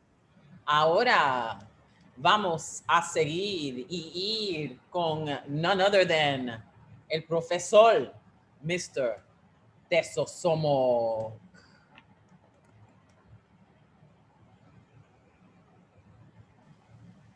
Hello, can you hear me? Yes. All right, so I believe I'm off theme, so let me get going. The paradox of might. My goal is to cut the government in half in 25 years, to get it down to the size where we can drown it in the bathtub. Lobbyist Grover Norquist.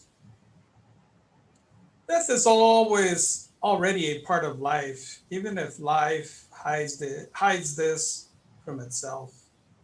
All organisms, organizations, and institutions find their origin in their death drive.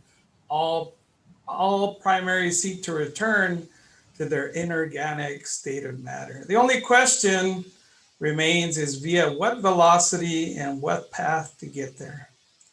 Organisms and organizations and institutions are created to meet certain needs, such as mutual reliance, security, making war, dealing with economic conflict, and self-regulating behavior. Recurrence patterns of behavior can make them rigid and fail. They fail to adapt when reality changes its origins. Rigidity makes them vulnerable to co-option by those in power, misappropriating them for their own primary benefit. We all know that rigidity and co-option will lead to decay. A large portion of our society has chosen a velocity and path of return to an inorganic state that punishes the social gains of the 1960s. Over the past 30 years, a minority group has controlled the presidency in both houses of Congress for 6 years, and either the presidency or both houses of Congress for 20 years. In those 30 years, the only time that more than 2 out of the 9 Supreme Court justices were appointed by Democrats have been in the past 6 years. In the past 30 years, these folks have been fighting to undo changes in our political system that were a result of mass uprisings and protests during the late 1960s and early 70s. We saw the culmination of the death drive on January 6, 2021, when the intoxicating effect of the death drive enabled by politicians who were rejected by the majority of the population threw themselves and carpeted the guardrails and shattered the veneer of civility with their broken windows policy, culminating in an ultimate statement of wanting to return to a state of inorganic matter, decaying away in a concrete cell for 20 years in a federal penitentiary. Their handlers have weaponized culture by equating the restoration of whiteness by ridding the environmental protections that have safeguarded our health since the 1960s, the Clean Air Act that passed in 1963, and the Clean Water Act of 1972, the Motor Vehicle Air Pollution Control Act set the first standards for vehicle emissions in 65. The Environmental Protection Agency, who Rick Perry called a job cemetery, was proposed by Richard Nixon, a Republican, and created in 1970. We continue to struggle for equality and equity, while the minority lingers in their guns and their prepper shadow holes, looking for another enabler who will legitimize them. The majority has chosen a progressive structure of life that leverages self-organization, emergence, autopoiesis to overcome the ossification, co-option of our institutions and possible ways of life. We don't wait for death. We see it as a past we haven't lived, that we've forgotten, but with a forgetfulness that hasn't come over our experience with memories more ample, more capable, and older than any perceptions. Eso somos. Do you know that was on theme? You took us all the way like back and broke down all these legal. It was on theme. Okay. You weren't even trying. Look at you. Doing the homework anyway. El profesor to task. Expanding your mental capacity. Well, thank you. I hope you guys enjoyed it. We did, didn't we? Didn't we, class? Apple for teacher. Gracias, profesor. Didn't we, class? All right. I see DG Clearing got into the room. Let me know, DG, if you want to go on after Jody, but we're going to Jody. Jody Ortega. Hi, good evening. Hi, Jody. How's it going? Good. Good to see you. Where you at tonight? Vancouver, Canada. Woo! Y'all are on lockdown, I heard. Still. Crazy. Yeah, I know. Okay. So Nina Simone said that an artist's duty is to reflect the time. So I'm going off topic for this piece. Before I start though, Mr. Speaker and I were at an open mic, well, virtual open mic, for the Katoba Slam Japan last Saturday. And I don't know if you guys know this, but we have a loyal following of poets from Japan. So, and they watch us on YouTube and on Facebook. So could we please just wave to them and say hello and thank you? It was so cool to know that they listen to us faithfully. Awesome. So I'm gonna keep you in school if I ran the zoo by this instigator right here.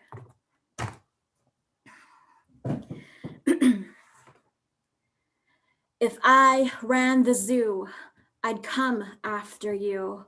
I'd defund you through and through. That's what this mom would do if she ran the zoo. And if I ran the school, I'd drain McElligot's pool. Expulsion becomes the rule for every racist fool. And if I ran the circus, I'd run it with a purpose. The budget with a surplus. No more unrest like Fergus. Son, if I ran the circus, you'd no longer be suspicious. Slurs, I turned them wordless. Racism now fictitious.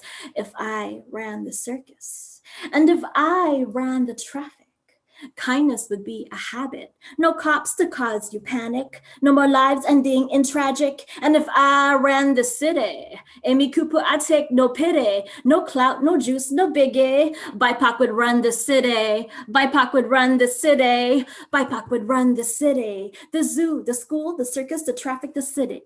The zoo, the school, the circus, the traffic, the city. The city, the traffic, the circus, the school, the zoo. And if I run the, I'd come after you. And if I run the, if you act like a racist fool. And if I run the, no more unrest like Fergus. And if I run the slurs, I turn them wordless. And if I run the, no cops to cause you panic. And if I run the, no lives ending in tragic. Amy Cooper, I'd take no pity. She'd have no clout, no juice, no biggie. Amy Cooper would leave the city. Amy Cooper would leave the city. Amy Cooper would leave the city. Christian would run the city. The story has a lesson. This mother don't be messing, whether a Kyle or a Karen. The blue shirt that you wearing, the story has a lesson. This mother don't be messing, whether a Kyle or a Karen. The blue shirt that you're wearing, you uphold oppression. I cancel you, no question. Thank you. Class dismissed. If I ran the circus, yo. Thank you. Jody. Thanks, guys. I'll put my Jody, info in the chat. That was on some MC shit, Jody. Thank you. That was on some MC shit. I think I'm gonna give you the advice, you know, that I gave to Ray Jane when I heard Ray Jane spit. I was like, yo, I think you're an MC. And Ray Jane did it. Jody. Thank you. I think you're an MC, boo. I think you need to go get a little instrumentation from YouTube and drop them bars. You're sweet. Thank you. Everyone here is so inspiring. So thank you to everyone. And you're the one who you had your own version of WAP. Am I correct? Yes, I did. Yeah. And you had one too. Yeah. See? It's an exchange. Okay. Thank Get you on guys. that beat. Thank you, Jody, all the way in Vancouver. Jody's gonna be an MC in the next watch. She's gonna come and she's gonna drop some bars on some fire. I know it. I already know it. My crystal balls are never wrong. All right, let's go. DG Clearing. He came in late, but never too soon, never too late. Can't debate. Let's go. And then we'll hear from Ron. Bruja, nice to see you. Thank you for letting me come in late. I've been trying to connect. I'm on my wife's computer tonight, so. I believe you. I believe you. If anyone has credibility on that tip, it's you. DG Clearing. I've been following me on Facebook, so on theme. Bloody Sunday was this last Sunday. So 1965. It doesn't seem that long ago, 1965, when a young Black man, a deacon of the church, was shot dead by the trooper. When asked how many times he shot the man, he said, "I don't remember how many times I pulled the trigger." He was promoted for his crime of murder.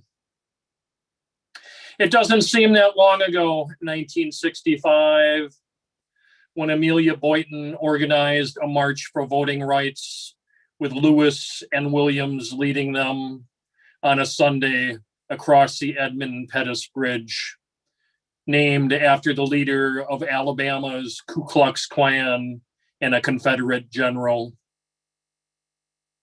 It doesn't seem that long ago, 1965, when on a bloody Sunday, across that bridge in a sea of blue, troopers and posse men attacked the innocent with billy clubs and tear gas, beating and maiming the marchers.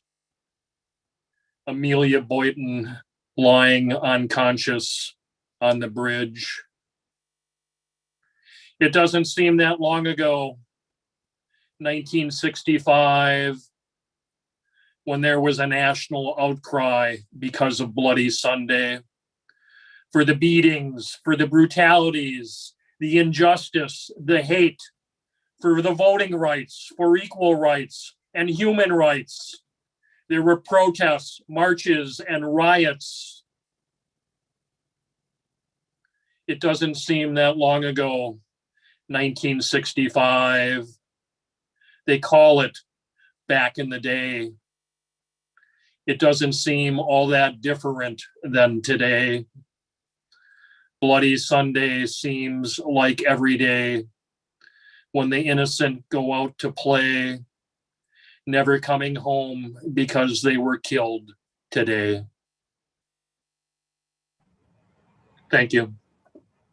DG clearing the air with the truth. Boom, boom, boom. Much appreciated. Thank you, La Bruja. And it's nice to see you on a Monday. It's nice. Blessings to everyone. Thank you. Thank you. That was so powerful. Letting us know what the truth is. Yes, history keeps repeating itself. I've even said, like, it sure does. Puerto Rico, it's like, it feels like 1492. It really does. Again. It really does. You know, we have to take care of each other, yes. You know, and we gotta protect learn each other. from the past. We got to learn from that past. Yes, we have to teach the children the proper things because their parents have not. So, yes. Be safe. Go get vaccinated, everybody. Bring somebody to get vaccinated. Thank you so much. Thank you, DG Clearing. Always spitting the truth. That's why that's why I believe him. I believe him because who's not going to believe DG Clearing? Always speaking the truth. I saw Nightcrawler is in the room. Nightcrawler, I'm chatting you up. If you want to go on, let me know. But right now, we're going to go with Ron. Thank you, La Brua, and good to see you on a Monday. And by the way, that TikTok video you posted on Instagram a few days ago, the one where you said you needed to blow off some steam. Do you remember this? Yeah, when I was like, yeah, exactly.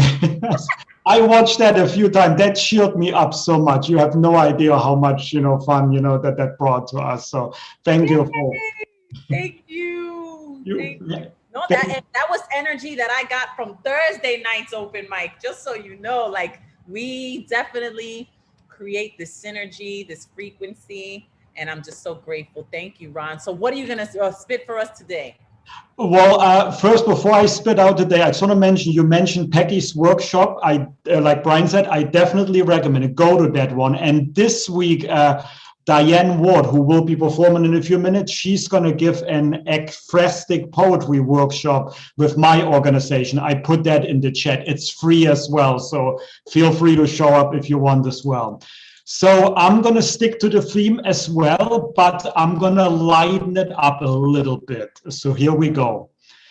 This month is the first anniversary of that first time when many of us were told to shelter in place. Just for a few weeks, we were told, no worries, everything will be back to normal soon. Yet here we are, 1 year later. As I was talking to my niece on the phone, I told her, you know, maybe I'm getting old, or maybe I just have the pandemic blues. Because I remember back in the day. You see, back in the day, I used to go to work in an actual office with a water cooler and an ID card to let me enter through the glass door. Granted, my commute was a lot longer by train than it now takes me by foot to get from the kitchen to my computer in the living room. Back in the day, we all used to go and see movies in a theater, eat in restaurants, dance in clubs, or drink in bars. Back in the olden days, Broadway shows took place near the actual Broadway. And heck, yes, back in the day, I and we used to perform in open mics on an actual physical stage with an actual stage microphone. Oh, those good old days. Sometimes I miss them, but sometimes I don't. You see, back in those days, I went to an open mic once every other week. The New Rican Poets Cafe once every 6 months, I'm embarrassed to admit. But now in the new normal, the pandemic days, I go to 3 to 4 different open mics each week. I meet twice each week here with my fellow New poets. I write a new poem or story each week. I perform whenever I can. I didn't do that back in the days. I now have many new friends via Zoom, which I didn't have back in the days. Heck, back in that day, I didn't even know what Zoom was. So back in the day, stay where you are. I don't think I miss you. I'm happy about the current day. And I look forward to all the new days coming up. Lastly, back in the days, my poems didn't have an ending rhyme. But here it goes. I hope my prose poem did not bore you tonight. My wish is that again, I made you smile and your evening a bit more bright. The end. Yes, you did. Thank you, Ron. That was super sweet, and you made me laugh. That you now you go to the kitchen. You know what? I'm gonna miss those days when we actually have to take the train again. You know? Yes, it has really been just beyond words the change that we've experienced. You know, historic. But I'm so glad that you said, you know, you wouldn't catch so many open mics and now you're doing it 3 to 5 times a week. That's so amazing. I didn't know what Zoom was either before this entire pandemic, and it transformed my life. You know, I would host these open mics on Monday nights, and maybe there'd be like maybe 75 to 100 the max. And now we reach thousands of people in one night. So it has been a blessing, and it has connected us all. Thank you, Ron. Thank you, Labroa. Keep hosting with Advocate. We need you, you know, because back in those days, nope, it's good to be in today's days. Thank you. It is. What a blessing. It's transformed my life. It really has. And I'm just so grateful for it. All right, Ron, letting you know back in the day could stay back in the day. And the next new day, who knows what it's going to bring. But I'll tell you what's coming up next. Nightcrawler. Bring it on, Nightcrawler. My enemies. Hey, how are you? Hey, I'm doing good. How you doing? Very well. Where you at tonight? Jacksonville, Florida. Okay. Yeah, so yeah, you know, we're down here in Pandemic City. You know how it works. Wow. Yeah. So what you gonna share with us? Are you staying on theme? Or are you going somewhere else? I think I'm going to do a little bit of both. All right, take it away, Nightcrawler. My enemies, they cannot die. I've calculated wrong. They seem to have no weaknesses. Where could I have gone wrong? I am surrounded by them all, and the moral of this song is, how can I help my friends with theirs if I can't fight my own? The arrows let sail across the sky. They fall upon my troops. My noble warriors listen clear. I think that we may lose. But let's give it all that we've got. Reinforcement they come from the north. My brothers scattered across the four corners. I contemplate my thoughts. Blood trickles down my spine. I think my body has caught an arrow that pierces through the marrow, yet I cannot decline. I will cut them down and leave the beast to feast on what's left behind. The demons appear from behind what the mountain. My soldiers are scared, and while they tremble, the enemies, they seem to increase in strength, moral, and in vigil. We're unable to hold them off long. Another burst of flaming arrows, I think we may be gone. What about my brothers in the north? What about my siblings in the east? I am the west, the south. I cannot aid them in the least. The enemy commander, he approaches, and his eyes remember hell, exactly like he looks. My army runs. They run down to Hades' gates. I am the only one.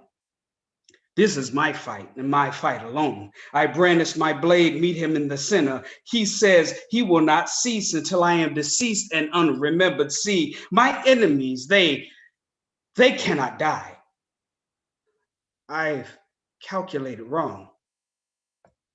They seem to have no weaknesses. Where could I have gone wrong? I am surrounded by them all. And the moral of this song is, how can I help my friends with theirs if I can't fight my own? Thank you. Ooh. Did you say you're gonna do two pieces, or is that your one piece? I got two pieces. Oh, yeah. Were you intending to do two? Because I didn't want to cut you off. Well, I mean, I can do another one. Yeah. So this piece is called Mute. It's dedication to all the poets, right? Poets and spoken word artists. So, well, actually, no, we can cut it off at this one. Okay. Well, thank you, Nightcrawler, for sharing your poetry with us this evening. It was a pleasure to hear you. May you stay safe and sound in Jacksonville, Florida. Peace. Let them know how to follow you, and then we're going to go to Michael Sindler. All right.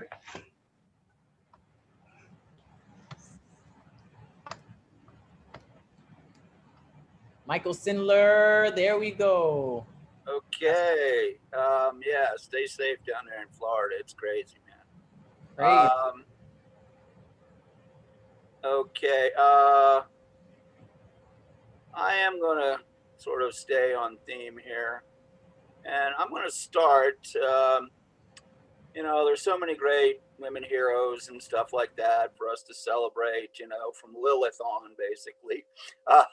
You know, I could spend all day and night, but this is a tribute to some smaller heroes for me. This is Mother's Circle. The women in my mother's circle, each in different ways, my life nurtured, filled cracks in knowledge I could fall through with confidential ears that I could talk to about so many things I didn't understand as I struggled on the road to be a man. In my heart, each one still holds a special place. Their wisdom still echoes from beyond the grave, with their compassion and their empathy, those priceless gifts of time they gave to me. And yeah, I feel very, very blessed to have had so many wonderful women in my life like that. And this is another little off my usual, but definitely a back in the day poem from my misbegotten youth. This is called Table, Whaley Street.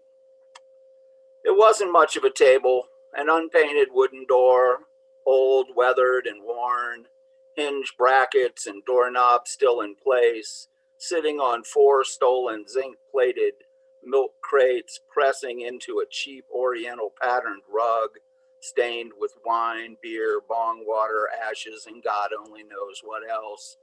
Encircled by a motley assortment of mismatched chairs and a raggedy old Naugahyde couch, facing plywood and concrete block shells, groaning with vinyl MPs and always blasting audio equipment.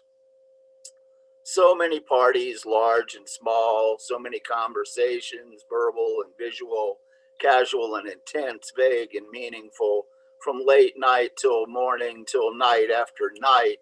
So many sessions passing around sketchbooks, fashioning collaborative drawings, grabbing assorted shades of magic markers sprawled like pickup sticks over the rough wooden palette.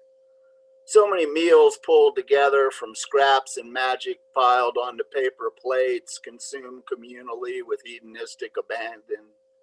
So many angry games of Risk that never ended well. So many feral kittens bouncing and scurrying over mounds of textbooks, ashtrays, and cigar boxes full of dime bags and quarter ounces.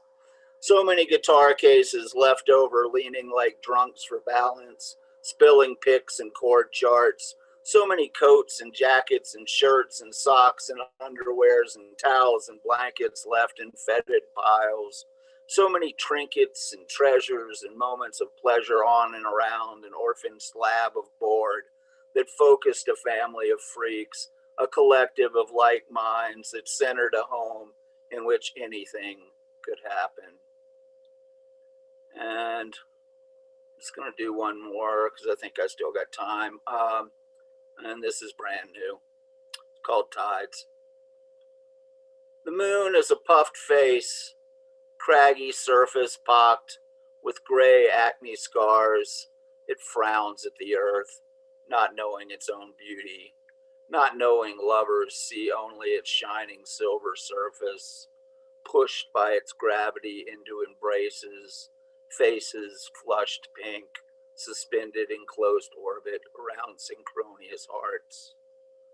The moon looks down, jealous of lovers, longing to kiss the earth, showing its better half, shrouding the other. Holding back, it pulls with its want, tides of planetary desire. Okay. Wow, that was some really great new shit, Michael. Oh, thank you. And I love poems about the moon. I love poems about the moon, but that was... And I'm just going to throw in my usual plug here for lighthousewriters.org here in Denver, but now because of how the new normal is, it's everywhere, and I just can't recommend this place highly enough. All right, Michael Sindler. I love that poem about the moon. That was so good. It shows you her other side or her other face or something. That was... Thank you. Michael Sindler, and thank you for giving tribute to the women in your life and your mother's circle. That was lovely too. So check it out, lighthousewriters.com. Now, oh, what was that? What? I'm asking you to unmute so you could finish your sentence, Michael. Yeah, I screwed up. It's .org. I'm going to redo it. Okay. Yes. Oh, good. Add me. Yes, lighthousewriters.org. There you go, lighthousewriters.org, like nuyorican.org. A lot of great things with the .org. Let's see what's good now with Diane. Hi, good evening.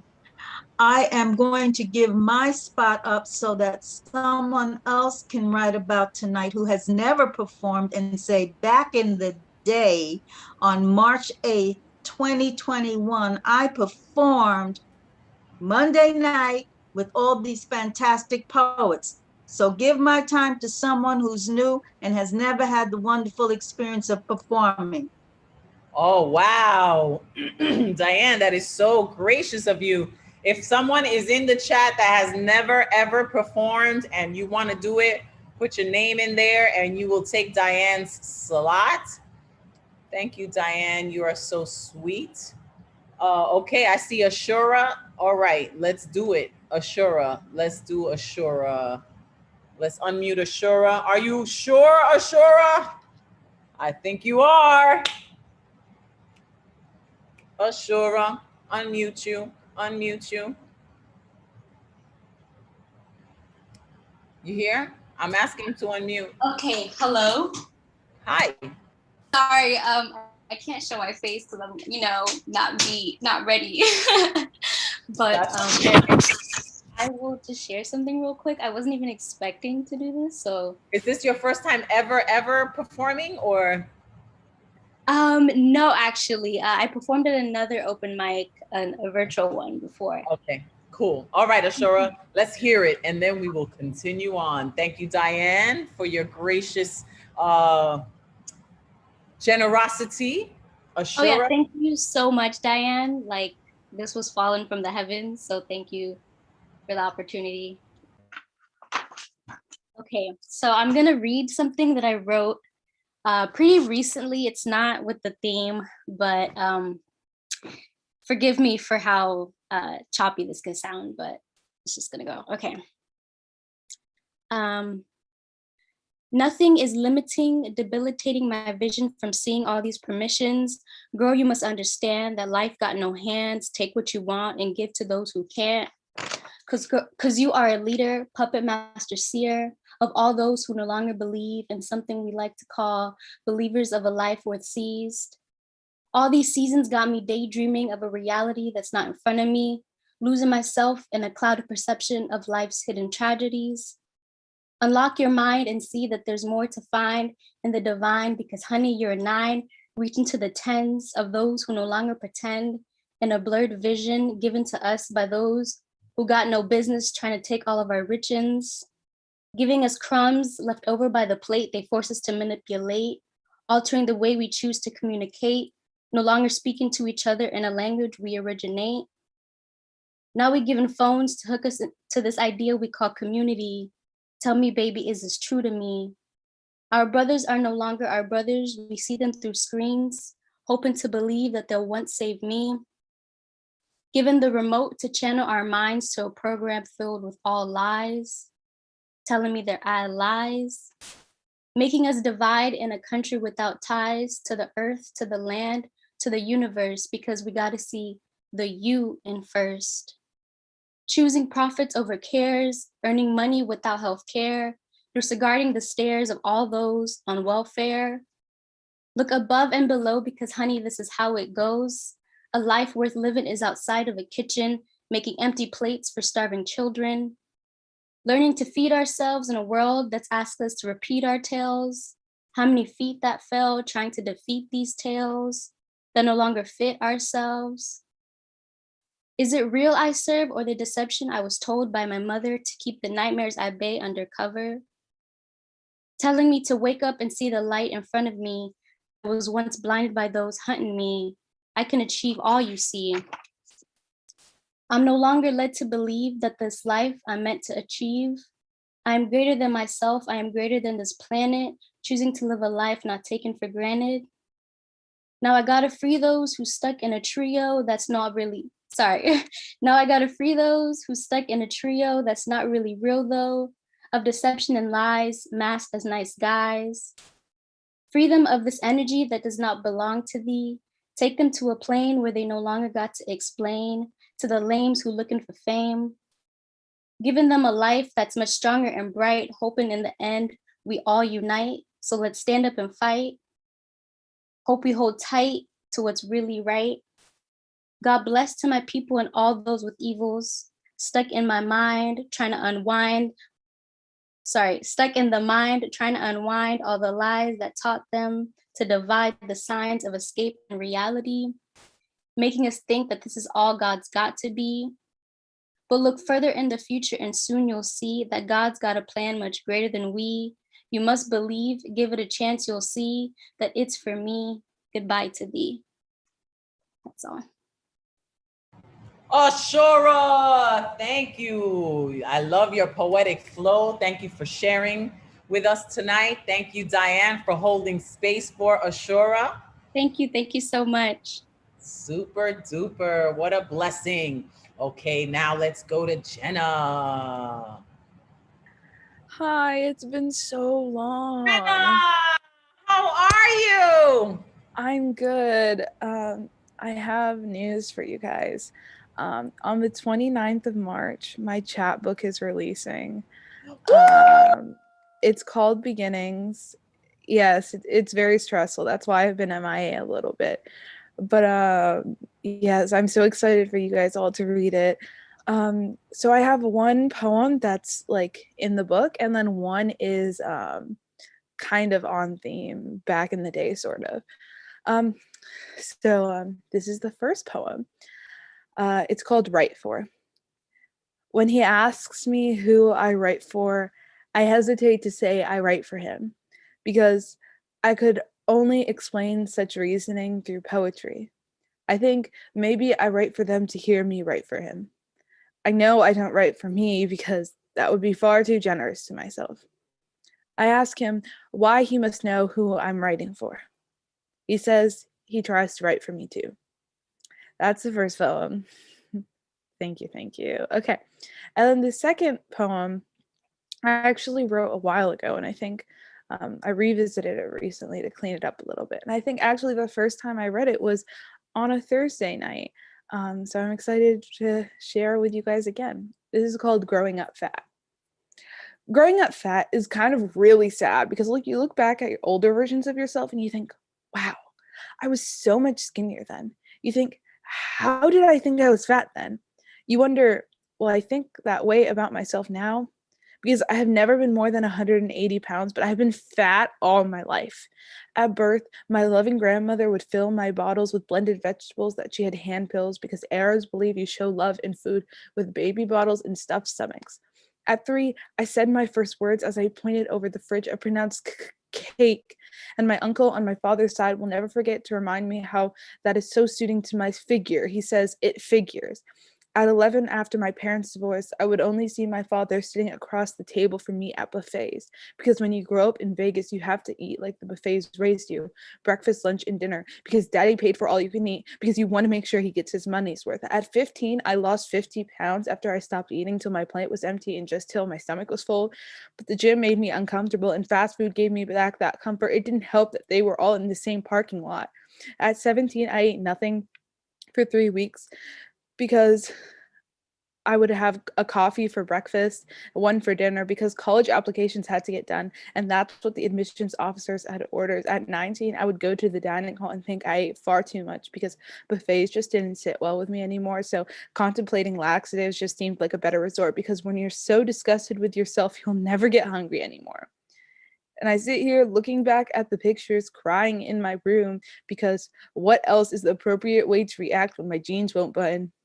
Because every chance my family gets to remind me that I need to lose weight, get on a diet, and stop eating. Even though I'm never really eating, food just comforts me in a way that they never could or even knew how to. So growing up fat really sucks. But I wonder, is it something I'll ever grow out of? Thank you guys so much. Thank you. Jenna! You know, you are such a powerful being. As well Thank as you a so powerful much. poet and powerful writer. So congratulations on your chapbook. Thank you. We're all gonna read it. That I'm piece so gave us all excited. chills. Thank Oh my you. God. Yes, and you guys can follow me on Facebook with this name here, or you can connect with me on Instagram. I have a poetry Instagram at Jenna's Poems. And yes, I will, it hasn't gone live yet, the sale, but it will go live March 29th. So if you want to get that link, I'll probably come to the New again before that so that I'm able to share it with everyone. But if you guys want to follow me, I will also make sure you get the link through there. Thank you guys all so much. And thank you, Bruja. It's been such a long time. Thank you so much. All right. Bravo! Fuego, mujer. Qué bueno. I love it. So powerful. My goodness. The talent that I have seen with all of you, it gives me so much life. Okay, on our list here, we're gonna go with Finn Bell. She's the closer. I know we have a waiting list. I like to keep it in the 2-hour mark. I would love to hear the next 5 on the waiting list. So if you could promise to keep it to like 2.5 minutes, I'll go through the waiting list so that everybody could be heard. So you let me know in the chat if you're down with that. But in the moment, here we go with Finn Bell, Trisha de Jesus Gutierrez. I love how you say that. Hey, it has been a while. I truly feel like it's been that we're going back in the day, because the last time I attended a mic where you hosted was early autumn of last year. So it's kind of like I'm going back to the past, future, something like that. Amazing. It's so good I know. To see you again. You too. Okay, I'm going to get right into it. Do you know the conversion rate of 2 Philippine pesos into US currency is today? It's about the equivalent of 4 cents. That being 4 tarnished zinc copper pennies, 4 pieces chucked in a tip jar, 4 bits of change, picking up lint at the bottom of your pocketbook. It is 4, do you know which US president gives good face, full on moo, in profile, nice beard on a 1-cent coin? Hint, number 16. He delivered the Gettysburg Address, you know, the one that went 77 years ago. But no, back to the 2 pesos equals 4 cents. Can you imagine how much this amount was in the late 80s? The reason I bring this up is because this was my periodic allowance during elementary school and part of secondary, to stretch over the course of a few days to a week, depending on what my parents could afford to give me. That calculation regularly tempered by the maths equation of Filipino matipid, multiplied by the Americanong respect for the value of the buck earned. 2 pesos did not buy anything, not even back in the day. Pizza slice, 3 pesos. Hair gel, the good kind, probably 6 pesos. Pretty scented stationery and Hello Kitty erasers, couldn't even consider it. Okay, so street food like fish balls and sagut gulaman, a sugary gelatin drink, were 1 peso apiece. Yahoo for that. If you're imagining that there was a lot of these cheap street vendor bought snacks keeping me satiated in my youth, you are entirely correct. It's never a wise idea to send a starving teen past lunch period, to balance on her wobbly Catholic knees and possibly pass out during prayer hour in church, or to battle statistics and trigonometry unfed. Eat something, anything, just to get by until the end of the day bell goes off and you could hurry home to fill your poor constricting belly with rice, steamed greens, and smoked fish. My poor parents were never aware that what they proudly provided me with for my baon could not wrap me up warmly in nourishment, in things that were nice that young girls who could would like to taunt cash-strapped girls who couldn't. How were they expected to know how 2 pesos couldn't buy me enough of a hold inside a life I lived daily for 8 years, but only managed to wedge my unwieldy being into sideways, only ever halfway in? My classmates were all baffled at how poor I appeared. They equated American citizenship with having green dollar bills budding from every crevice, nice clothes, book bags, and patent leather shoes, not ever thinking that a retired Navy man's pension bought only necessities and security, not excess. I never told my parents that sometimes I skipped lunch and saved up my money to augment the next allowance. I never told them that sometimes I would skip several lunches in a row to show up one day to school with a nice ribbon in my hair or Sanrio notebooks. I never wished them to feel that they didn't do enough, but I was ashamed of being so peso and centavo deficient all the same. Thank you. Wow, Trisha, that was so beautiful, so vulnerable, so powerful. Thank you.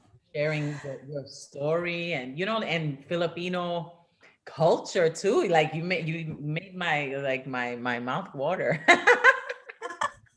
Right, I know. I want some street food now. Yeah. So badly. Oh my God. Okay, so I am not going to, tell you, I'm going to highlight, I'm going to promote my podcast this week and past week was the fabulous, the wonderful, the effervescent, the unforgettable Diane Ward was my guest. And so please listen to that. And then coming up, dropping at 2 a.m. tomorrow is Generalissimo Brian Franco. He will be my next guest. So listen to that, please. I'm going to put it in the chats. Thank you. All right. Finn Bell giving you the podcast, bringing light to Diane, Generalissimo, and so many more to come. I'm looking forward to it. Thank you. Okay. So when I would do this live back in the day, and there were people that wanted to get on, I would call it the suicide round, and I would give them only 1 minute on the mic, and they would come up and do it, and everybody would get on, and it was just so cool. Right now, I'm not gonna call it the suicide round. I'm gonna just say, let's no longer wait on this waiting list. Let's open it up. Joshua Kernia is up next. I don't see Andy in the room, so Joshua's gonna take up some more because he doesn't have a short poem. So he has a poem that he does want to read. So let's go with Joshua. Hey guys, thanks for letting me read La Bruja. You know I enjoy you, of course. So this time I actually rebel a little bit. I didn't write to the theme, but I want to highlight this spike of attack towards Asian American community. And so my poem is dedicated to that. It's a little bit stronger and a lot of sarcasm, which is kind of different from the way that I usually write. But let me know what you think. It's called We the Yellows. Maybe you don't like my almond-shaped eyes and the fact that they become two thin lines when I smile. But maybe you're just mad because you never have a reason to smile. Maybe you are bothered by the color of my skin and the fact that it has color. But maybe you're just jealous because of how monotone your life is and that you get burned after only 15 minutes in the sun, like zombies in one of those overly saturated apocalyptic movies. Maybe you think it's funny to tell me that I look oriental and the fact that it's kind of like an expensive china fragmental, an object of rare exquisite. But maybe that's just because no one has laughed at your jokes for quite a while now. Maybe you think you're giving a nice compliment by saying that my English is so good as you tilt your head and the fact that I don't have an accent. But maybe you just simply suck with words and you can neither write or speak poetry as good as this one. Maybe my loving parents don't have as much dollars and you think the fact that they speak broken English gives you permission to haggle us to $50. But maybe that's because you've never had anyone to look up to who is priceless and could melt your frozen heart. Maybe my kindness and sincerity fool you to think that I'm innocent and oblivious of how the world functions, and the fact that my yellow, geeky baby face doesn't scream leadership. Well, maybe then you are truly a fool. Maybe you're turned off by my higher-pitched voice and the fact that my masculinity is more feminine, and you think you can talk over me. But maybe you've been sold to toxic masculinity as a slave your whole life, whose voice was always silenced. So you pathetically try to find a scapegoat clone and use it as a disposable megaphone. Maybe you cannot accept that I am a proud citizen of America as if I'm stealing your job, and the fact that there is now one more splash of migrant yellow on your desaturated canvas. But maybe you just don't know the sacrifices we had to endure for 21 years. Oh, that's right, you were born here without even realizing the privilege in your blood. So please ask before you accuse. Maybe you think it's appropriate to ni hao me on the street just because of the fact that I look East Asian, or avoid eye contact when we converse as if I'm a transparent tour agent. But maybe that's just because of how minuscule and close-minded your brain is to the rest of the world. Maybe you feel like unleashing your rage to an elderly just because, and the fact that he died gave you peace? But maybe peace is not what you need. Karma is what you need. She will behold you when you are 84 years old. That's if, of course, if you can make it till then, which I honestly doubt. Maybe you will eventually realize that we, the yellows, are not going anywhere. And no matter how many chinks or chongs or bananas or kung flus thrown at us, we will get stronger and spread even more. Maybe you will regret what you've said and done on your deathbed, and your teeny tiny little heart will be asking for forgiveness. Well then, too bad. It's too late for anyone to forgive. And poem. Joshua! Well, maybe these are some ignorant motherfuckers. Thanks for the support, guys. I was a little bit nervous reading that, but. Wow, it was so important.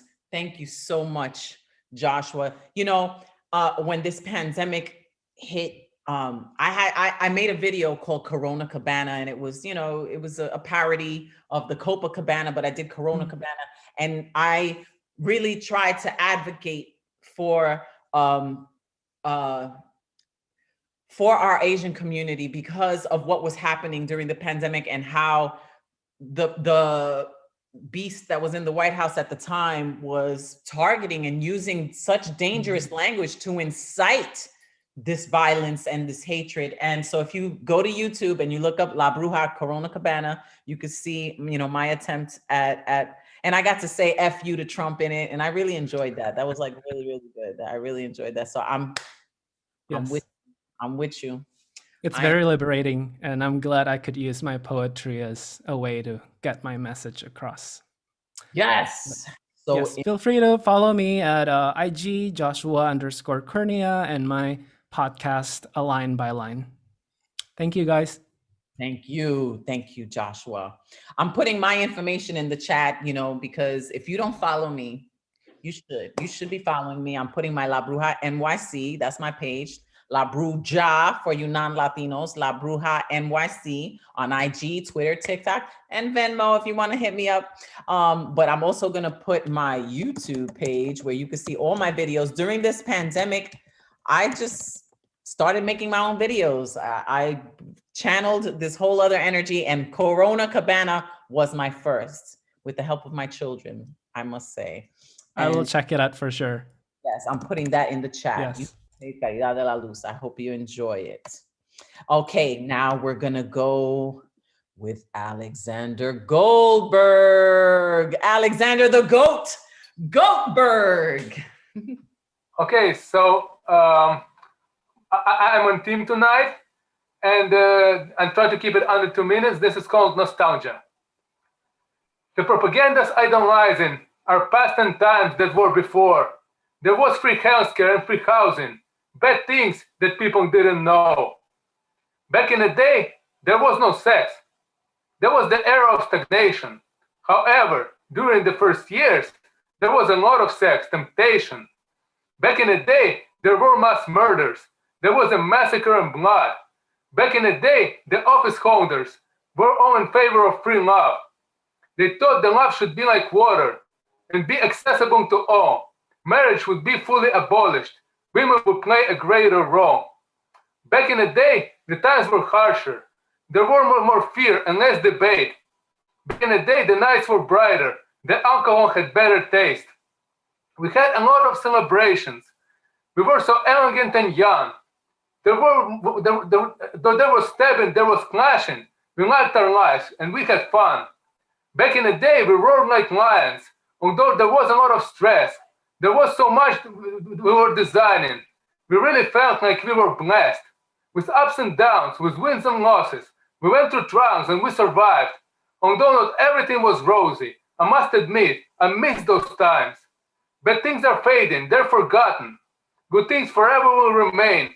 I would give anything I've gotten to be and feel so young again. Those were good times, those were good parties. And by the time I'm old and gray, I'll tell my grandkids with nostalgia. Back in the day, back in the day. Hey, wow. You really stayed to the theme. You titled it and everything, ended it nicely. Alexander the Goat Goldberg. Thank you so much. Thank you. Okay, let's now keep it going, keep it flowing. I want to say your name, Laro, your first name. I want to make sure that I say it correctly. So please say your name. Thank you. My first name is Lopi. Lopi. Okay, that's what I thought. I just want to make sure. Thank you. Thank you. Many people mispronounce it, and I appreciate that. Hello, everybody. I'm going to keep it real short. If I could just have a short dedication to my mother, and then I have a new shit. And this is the only second time I've been at the New Year weekend. So her mother's body looked like a violin now, empty but for the echoes of music. She recalled lying on the cool linoleum tiled floor at the hospice, her mother's body laid out on the bed above her. She didn't know why she was lying on the floor, but it felt right.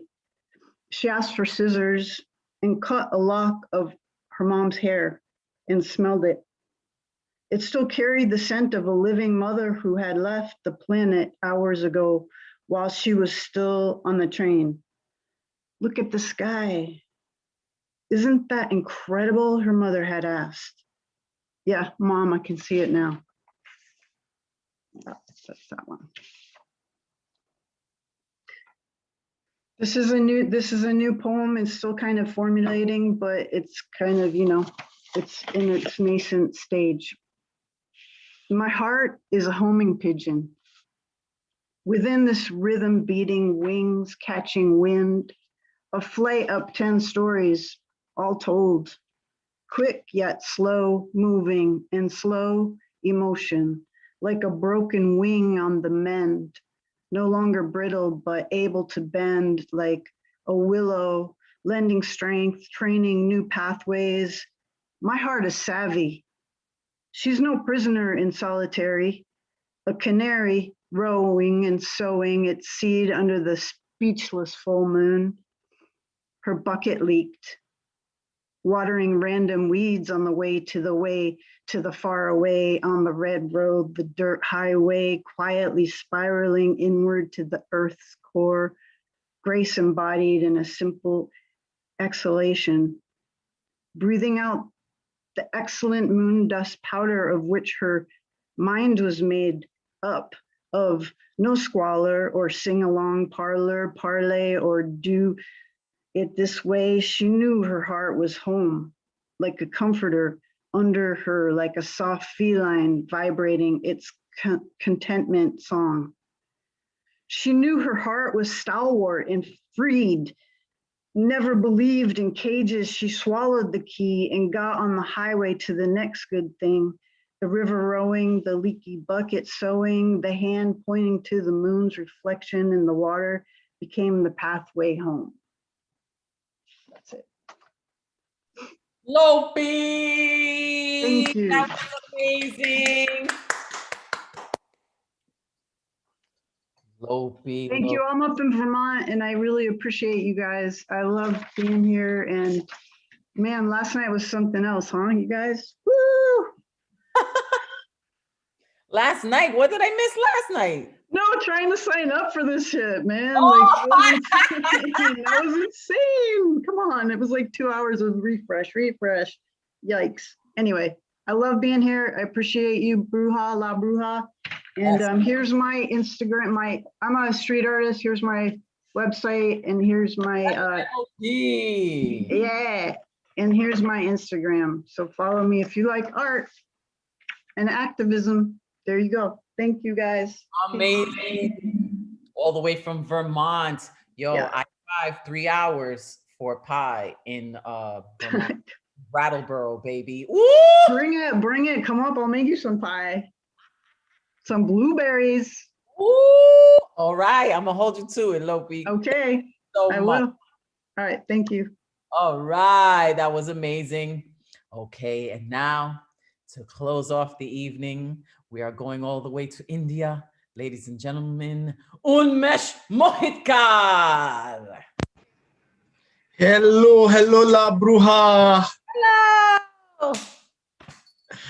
Hello, just give me 1 second. I will just, I'll give you make it. I'll give you 2 seconds. How about that? Thanks for the 2 second. I love 2 seconds. Okay, I have got some short poems to keep it very, very short. Okay, the first one. Tuck your worries under the bed. Tuck your worries under the bed. Like zombies, they will striptease in your dreams. Like zombies, they will striptease in your dreams. The next one. Smashing, gushing, rushing, river ran through the valley.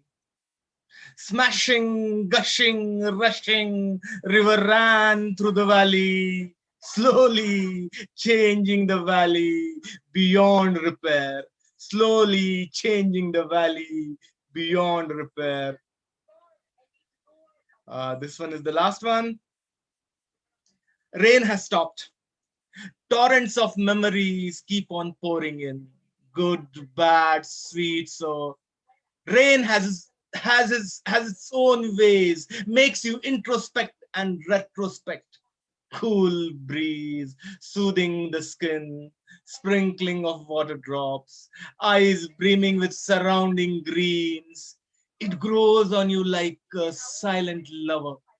It stays with you like an unforgettable memory, painful though necessary. It has some relationship with the past, always remind me of the memories that didn't last. Let's get wet. Come fast, as life, this rain won't forever last. Let's get wet. Come fast, as of life, this rain won't forever last. Thank you. Thanks a lot. Thanks, everyone. Bravo, Unmesh. And, let them know about your book, because that's out and everyone is loving it. Thank you.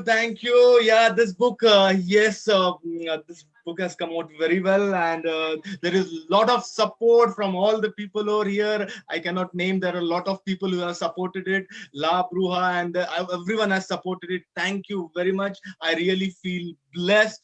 I'm feeling like a real Nuyorican now. We'll take you, that's for sure. You are definitely on the Nuyorico family, the roster of disaster. No, thank you. Yes, thank you. Roster of disaster. I'm silly, you know that I'm silly, but I'm certainly full of love and gratitude. And so I can say that a year ago today, I was in Belgium. I was doing a hip hop concert for women in hip hop for Label Hip Hop. And I had caught a really bad cold.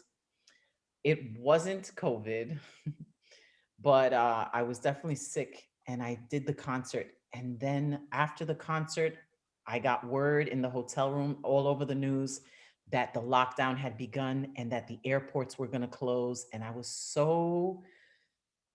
I don't even know how to explain the fear the panic. I started packing my things, but I visualized myself arriving back to the United States.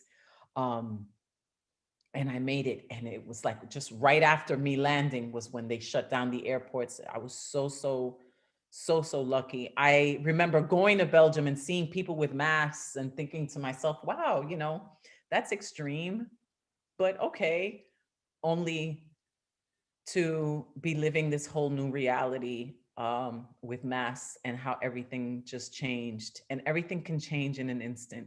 And that's why the moment is so precious. And I'm so grateful to have had this moment with you. Much love, my New Yorican family, my people, my tribe, my community. Stay creative, stay bright and positive, and know that I love you. Buenas noches. Peace. Que viva la poesía y que viva la mujer. Much love. Thank you.